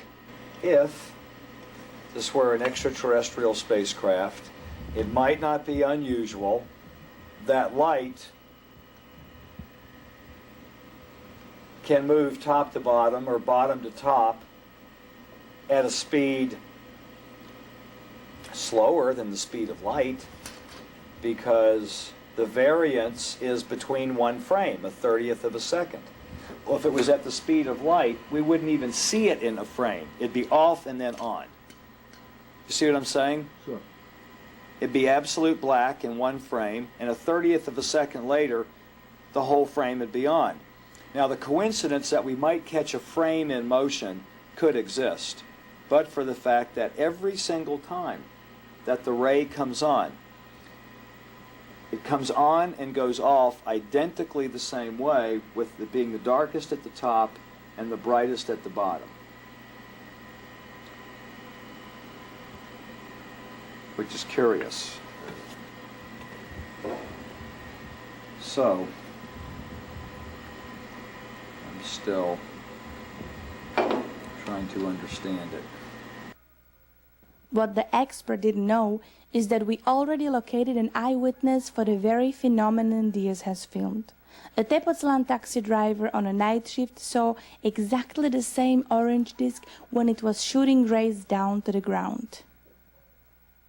Forma es ovalada y los colores son unos colores claros entre amarillentos. It was oval-shaped. Its colors were bright, yellow, orange and red. And it was sending a ray down, a flashing ray, several times. It was static, it hovered, but it made slight movements in a vertical direction. Then it suddenly disappeared.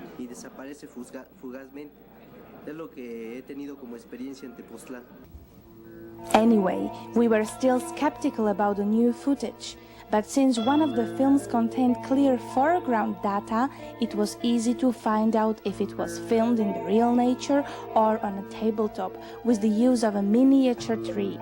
We therefore asked Diaz to take us to the site where he took his film.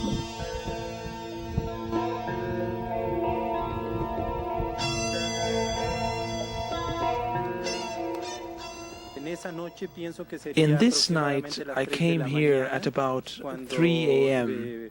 when the ship first hovered right here on this side, before it flew over the tree to come down on the other side. I set up my tripod, fixed the camera on top of it, and begun to shoot, when the object started to move up and down behind the tree. In order to get the best possible close-up, I zoomed in several times. This is how I shot the footage I gave you the other day. No film which just shows a luminous object at night can ever be conclusive, unless it shows verifiable foreground data. But in this film, we have foreground data. The object is partially covered by the branches of a tree. Is it a large tree? We asked Carlos Diaz to take us to the site where he claimed he shot the film. We measured the diameter of the tree, the distance from the camera, we compared the zoom range of the camera, and we shot a lot of comparative footage from the same perspective. In our studio, using false colors to enhance the image, we were able to uncover details on the film not visible when you just view it. You have the same shape of the tree, the same right angle between the trunk and the branches, the same extended branches on the right side, and a second round tree or bush right in front of it. Although we were aware years later, this is enough correlation to say it was the same tree in the same perspective. Any possibility of a montage or blue box effect? No. There's a direct interaction between the object and the tree. The tree vibrates, obviously touched by the energy field of the craft. And the glow of the craft slightly illuminates both the tree and the bush. This footage is real. It shows a large craft, and it is one of the best UFO films ever taken.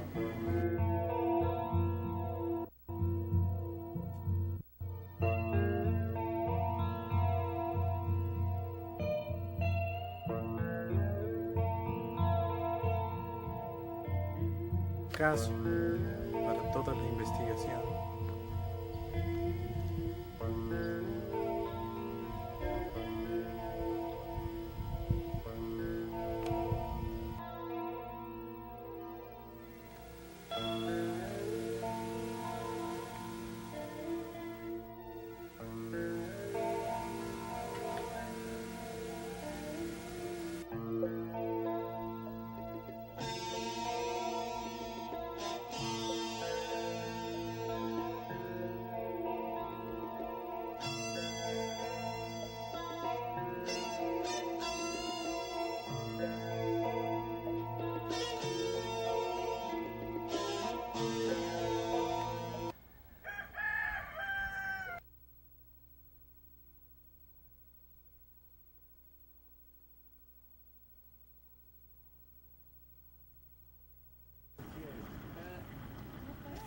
Ja, soweit es geht.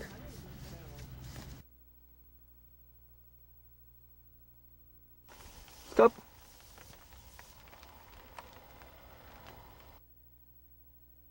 After a careful measurement, we found the tree to be 35 feet wide, with a distance of 345 feet from the camera.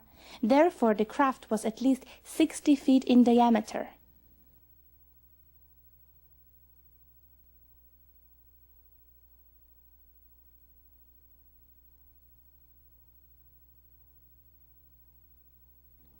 But and the Carlos Diaz UFOs unique, never before seen anywhere on Earth? No, they aren't.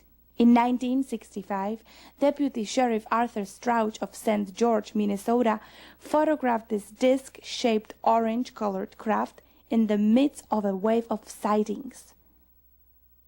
On May the 4th, 1994, a cameraman of the local station TV Roma filmed this craft near Ostia, the ancient harbor of Rome. It was seen by hundreds of witnesses.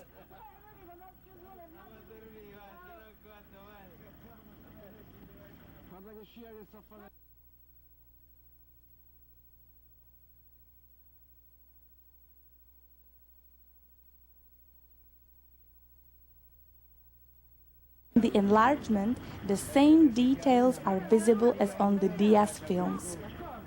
Furthermore, little balls of light are obviously dropped from the main craft, the same type of luminous spheres as they are regularly seen over Tepoztlán.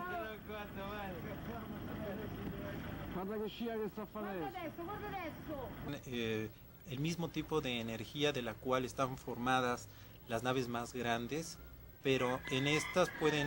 These spheres of light are made from the same kind of energy the big ship is made of, light energy. Some are unmanned, some have 1 or 2 people aboard. Some of these spheres are white, others blue, others red in color, and they are probes or monitors to study the environment. They explore the different life forms and conditions on Earth, many things. They don't interpret, they just study and collect the data and emotions involved. Since they are energy, nothing can stop them. They can go through anything. They even come out of the rocks.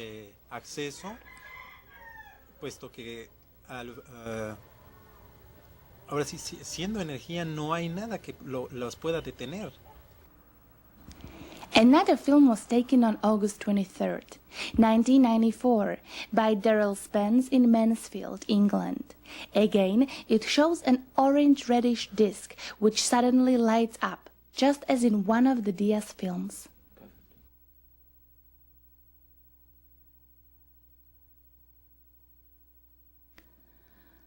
What causes this strange luminosity?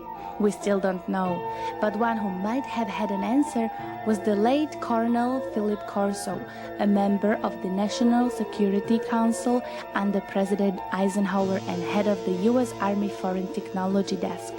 When Colonel Corso saw the Diaz photos, he knew they're real.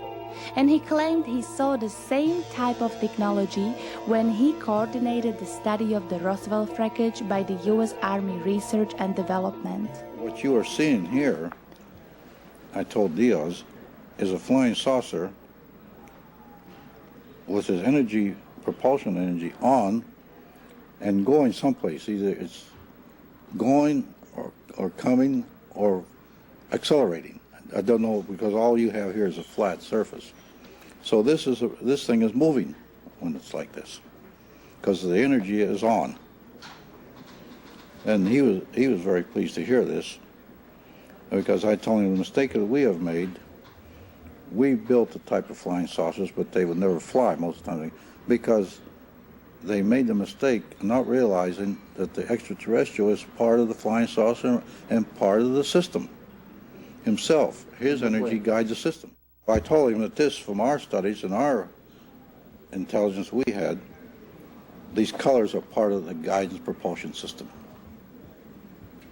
So you are absolutely convinced the pictures are real? They're real. They had to be real, because He took the pictures and he had them. He never knew what this. Well, he couldn't know an explanation like this.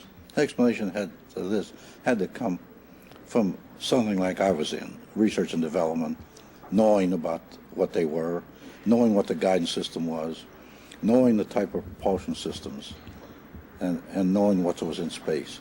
Otherwise, a nice fellow like Diaz would have never known this. He had to be saved maybe on the level that I was on. So when I told him this, he was really pleased and happy. And I told the boy, well, you did an honest job, you were an honest man, but more likely you have been attacked by debunkers saying, oh, you don't know what you're doing. But you had something real here and never knew it. But it had to come from somebody that knew. So immediately when I saw it, I told Diaz what it was and explained it to him. The renowned physicist Professor Dr. August Mason worked for the Belgian Royal Air Force and taught at the Catholic University of Louvain. After he learned about the Diaz pictures and studied them, he was as stunned as Colonel Corso. As far as I see, there are no objections against it, and because if it is true, it is very interesting for me as a confrontation with a theory where one expected results of this type. I saw the pictures, and there is something probably very different from what others did, because I developed a theory for the propulsion of classical objects. Classical objects are actually symmetric objects. And it involves the system of how do they produce electromagnetic waves which surround the object. And this is a very interesting subject, and I'm happy to see that one of the predictions of the theory, which is that you should be able to create, or they should be able to create, standing waves with certain modes where at certain regularly distributed places you have a higher intensity, thus you could eventually ionize differently. So if this theory is correct, you could expect that somewhere an observation like this will appear. For Professor James Hertog, the Carlos Diaz experience brings together the scientific and spiritual perspectives of the future and delivers a key to an interdimensional physics. Carlos Diaz documents are very important because they show a different category of intelligence, what could be called the bioplasmic form of intelligence that is even beyond the extraterrestrial, which is using metallurgical or physical spacecraft.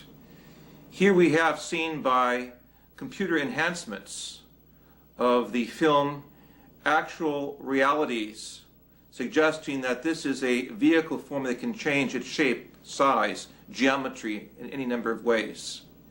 It comes close to what is called in the ancient documents of the prophets of the Western civilization, the Merkaba, or the vehicle of lights.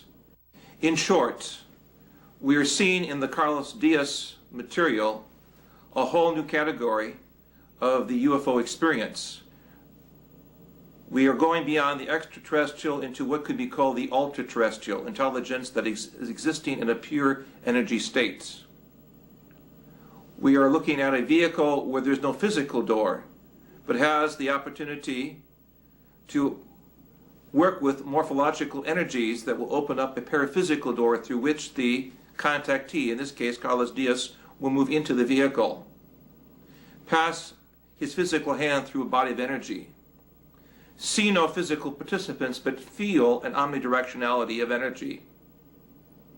This case merits more study because it signals a graduation of ufology into another category, that of the ultra-terrestrial beings of intelligence, and will open a door to a whole new physics that will accept the possibility that there is a life so advanced that exists in a pure energy form, capable of manifesting itself through superluminal light without a physical form.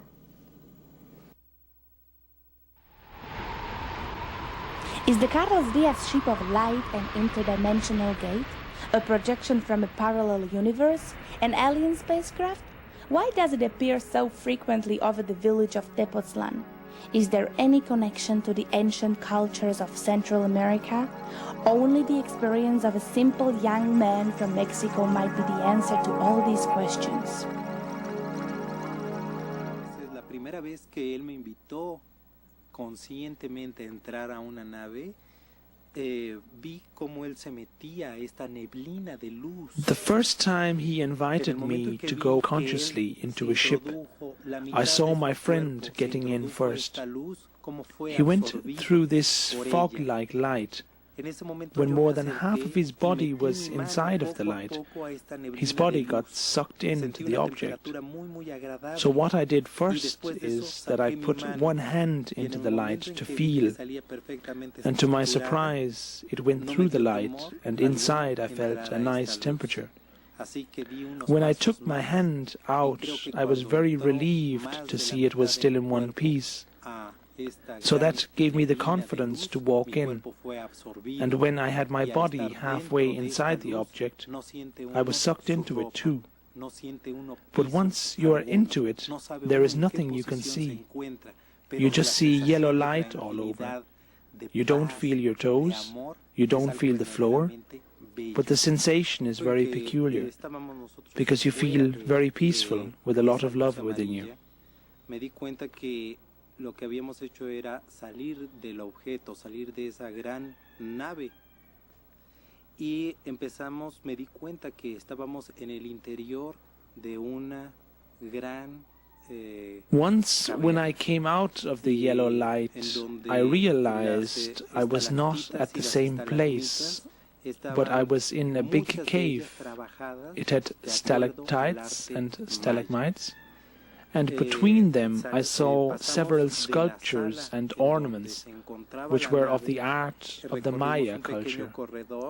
This big cave was the place where the ship hovered, and there was a kind of path we walked through, and we came to another cave, and I saw there many people who were very kind to me and greeted me, very nice people. But the particular thing about this cave was that there were 7 egg-like spheres of yellow light.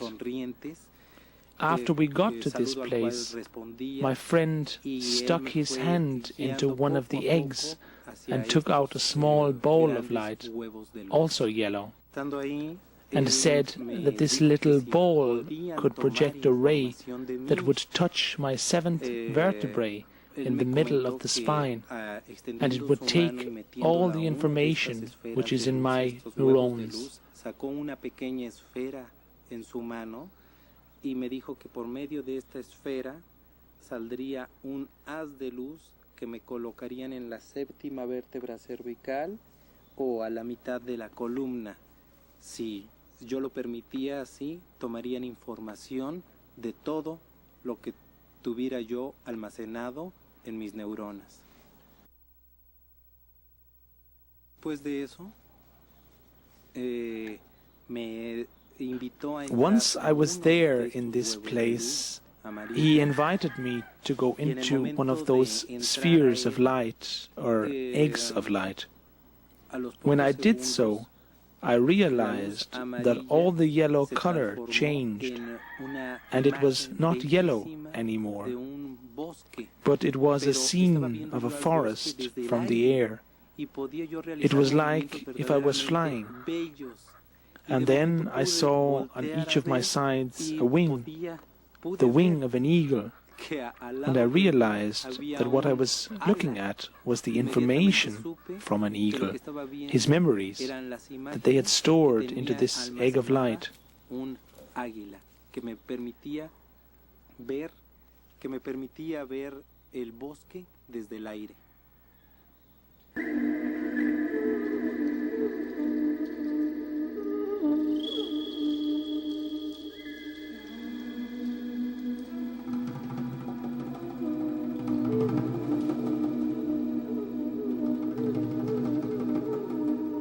Does Carlos' experience indicate a connection to the ancient culture of the Maya? one of the oldest and most mysterious civilizations on the American continent. The Maya were famous for their advanced astronomy, their precise calendar, their mathematics, which were superior to those of contemporary Europe, but also for the splendor and magic of their art and their mighty temple cities in the middle of the jungle. Today, we are still fascinated by the mysteries of this culture, and archaeology had yet failed to uncover its ultimate secrets.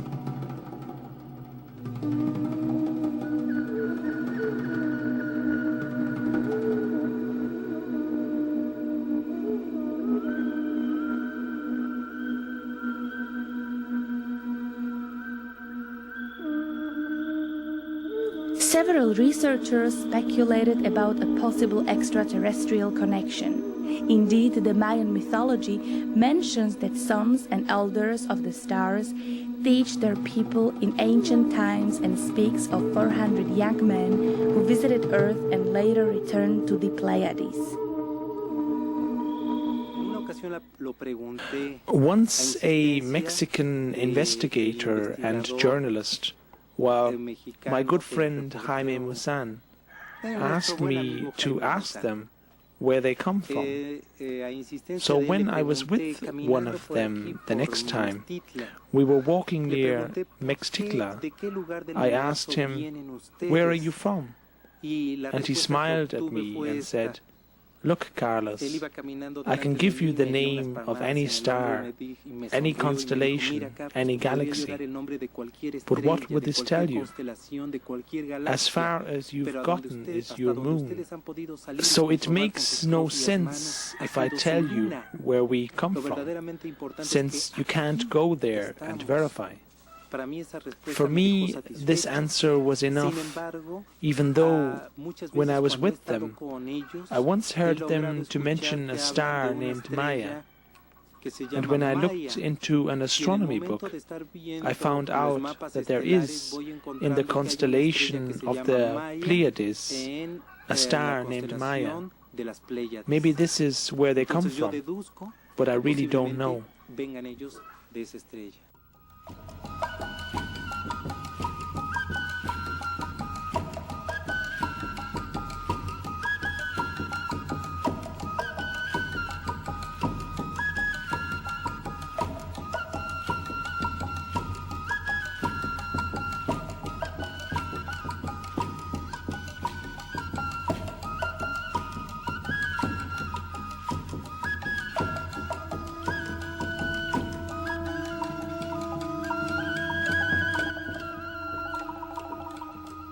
The religion of the Mayas indeed was one which studied the cycles of life, the laws of nature, and the harmony with creation. They celebrated the fertility of the jungle in impressive ceremonies. The Mayan priests and shamans identified themselves and during their rituals became one with animals and plants, with the sacred quetzal bird, the free-flying eagle, the busy ant, the fierce jaguar, or the wise snake. Is it a coincidence that a similar identification with the life forms of Earth in the mystery caves of the X of Life teach Carlos Diaz the necessity to work for a better world, to campaign for a living planet?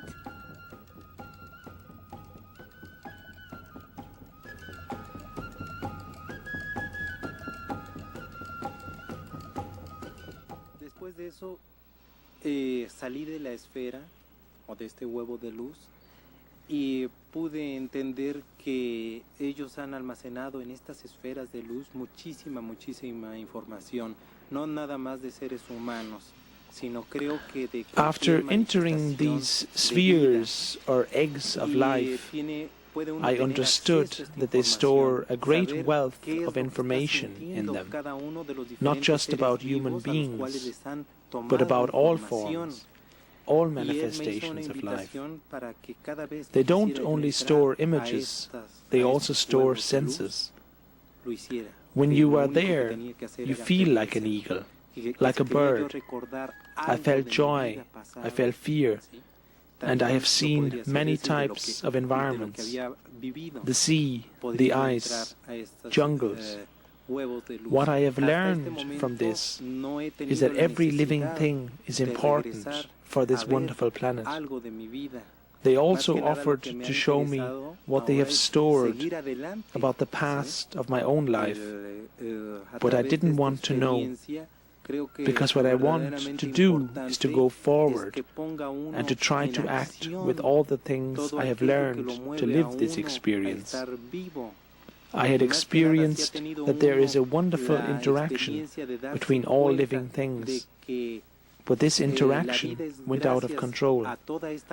Every individual, every species is an important part of this interaction.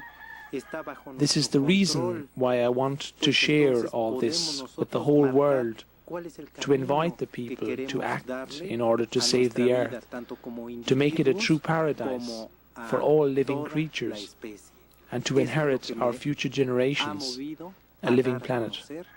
Mi experiencia, el tratar de invitar a cuantas personas quieran escuchar que tenemos la posibilidad de seguir haciendo de este nuestro maravilloso hogar, el planeta Tierra, un paraíso. Creo que es importante que les heredemos a las generaciones futuras, como lo he dicho infinidad de veces, un planeta vivo, ¿sí? Un planeta bello.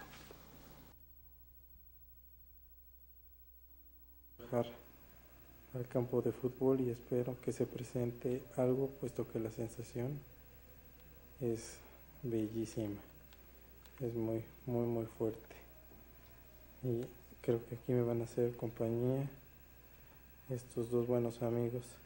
Vámonos, chiquitos, vámonos afuera, vénganse, vamos afuera chiquitos, acompáñenme. A un lado, si no, nos vamos a caer todos. In this night in January of 1998, I woke up feeling this very sensation. It was just after midnight. I got up, grabbed my video camera, turned it on, and left the house. I walked the short way to the football field next to my house, followed by my two dogs. I waited out there in the midst of the football field, the camera still running. Since I had nothing better to do, I filmed some stars and the moon as points of reference, and you can see that in the video. Únicamente luz amarilla. Después de unos cuantos segundos me encuentro fuera de esta luz y es cuando tengo conciencia de que me encuentro dentro de la caverna y a sea of light, veo a la nave, yellow light all over. Seconds later, I found myself inside of a very big, dark cave. In some distance, a ship appeared and disappeared again and again. Just above one great polished rock, nearly circular, on which an encarved image was clearly visible, a triangle surrounded by three circles.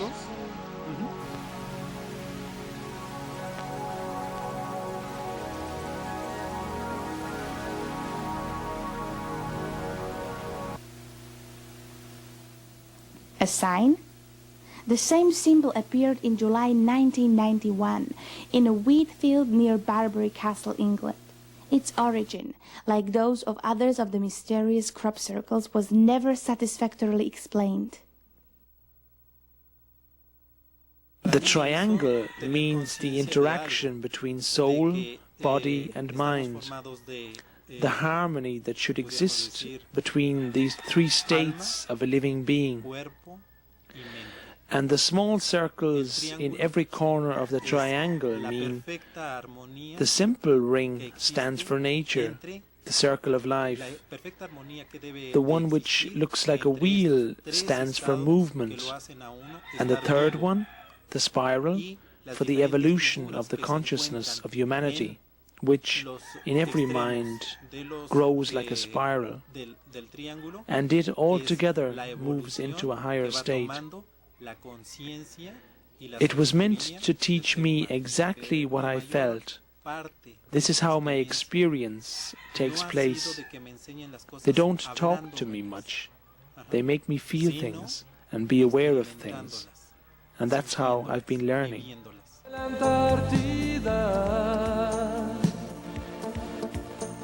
Pero no azul de destrucción, de bosques que han muerto de inanición, por desechos de mercurio, de fundición.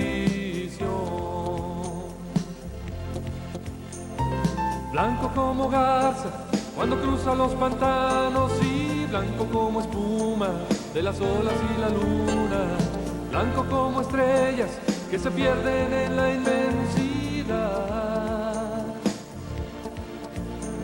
Pero no blanco de destrucción, de detergentes y polución. Cuántas cosas vemos sin solución. Salvemos la tierra de todos nuestros errores. Limpiemos el aire, amemos las plantas y los animales. La madre tierra es la casa en la que todos vivimos. A donde nos cambiaremos si ella nos falta y queremos vivir. Verde como loros que en el cielo se despliegan y verde como selvas de lagunas y reservas, verde de delfines que jugando van cubriendo el mar. Pero no verde de destrucción, de colorantes y combustión, de seres extintos por ambición. Salvemos la tierra de todos nuestros errores. Limpiemos el aire, amemos las plantas y los animales. La madre tierra es la casa en la que todos vivimos. A donde nos Estamos viviendo un momento realmente histórico para la especie humana. Creo que tenemos que We are going through a very important state in the human history. We have to realize that the future of us and our planet is in our hands. The world is in the hands of a species which is very creative. We must make the changes with this creativity. We are already going through many transformations. This creativity does the transformations, but these transformations can be positive or they can be negative. And the negative ones are those which are destroying nature, the vitality of the planet.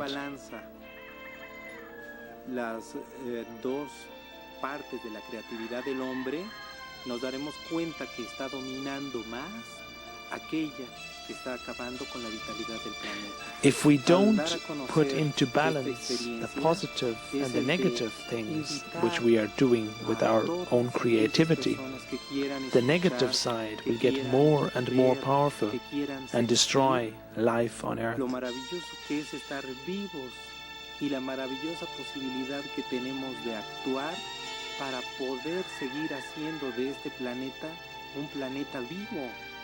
Creo que my intention in sharing this with you all is to invite people to act so we can keep working for life. I want to invite the people who want to listen, who want to see, who want to do something about it, to work for life on Earth, so we can keep this Earth alive.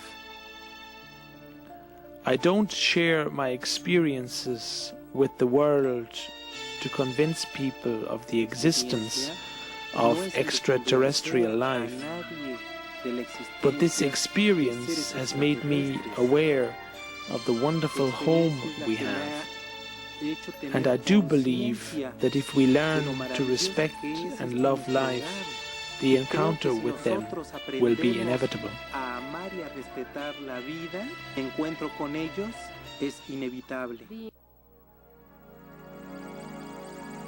Indeed, it seems that the valley of Tepoztlan, a land considered sacred by its inhabitants even today, is like the eye of a hurricane, an island of peace between man and the nature. Therefore, it doesn't really surprise that it also became a cosmic enclave, an outpost of those who ride on the oceans of the universe. It might very well be the place where contact between man and life forms from somewhere out there already happened, where they learn from us and we, maybe one day, might learn from them, a place where heaven and earth meet. They come here because here in this very small place, Tepoztlan, are 7 energy belts that cross here, and they use these energy belts to travel like we are using highways. That's why we have so many UFO sightings here.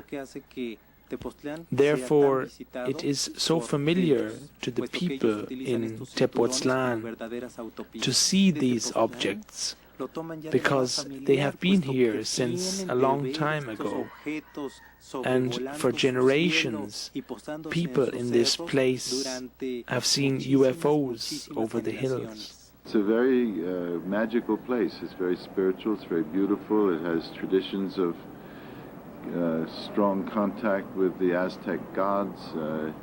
It's kind of a spiritual cutting-edge place in the New Age community in Mexico, and there's a political element here, a kind of expression of not wanting to contaminate their environment with resorts, golf courses, to avoid that. There's this kind of consciousness that they have something sacred here and that they don't want to have undermined. So it's an unusual place, and it seems somehow fitting that a man like Carlos should emerge in a place like this. Besides that, it is also because we don't have a great air force. There is no way we can bother them. So they are safe here. They can operate here, undisturbed, because of the great freedom in Mexico. I do think there already is an open contact. If the contact is not being done or signed by politicians, it doesn't mean there is no open contact. They do live amongst us, and they are here since hundreds and thousands of years. They are here trying to understand why we act the way we do. They have learned many things from us. They even admire us as a species, because they say that we have evolved faster than they did as a civilization. But because of this hurry in our evolution, we do not really realize the damage we are doing to our planet in order to have more technology.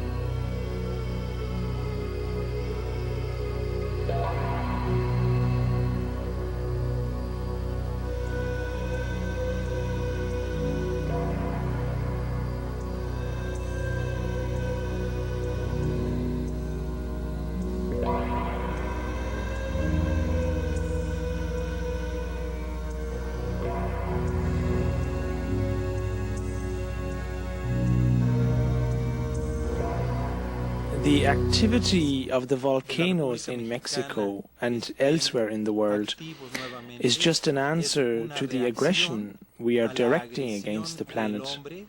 All these nuclear tests have been done in so many countries, and now there's the answer to it, the volcanic activity which liberates the energy here in Mexico and all over the world.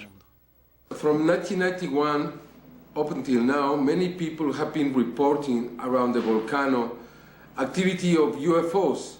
And what is really interesting is that this activity, it seems to be related to the activity of this very dangerous volcano.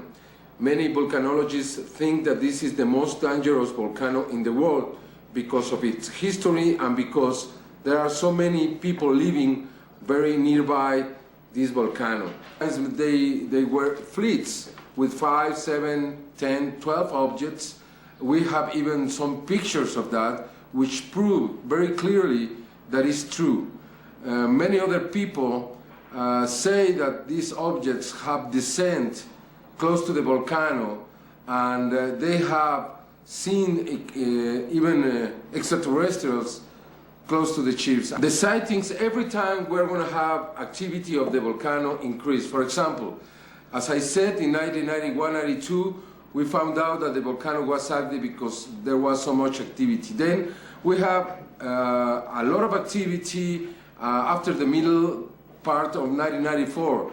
By the end of 94, we were predicting probably some possibility of eruption, and this happened on December 21st, 1994. And then on September 18th, 1998, we were in Puebla and we had many reports of many witnesses of 7 objects flying very close to the volcano, and we predicted new activity and new big eruptions. And from November 19th, 1998, we are living a new stage. We think is the final stage of this very dangerous volcano. This mountain could blow up, killing hundreds of thousands of people. It could become the biggest disaster ever in human history. Es dar a conocer la experiencia vivida por Carlos Díaz durante 19 años con estos seres llamados luz.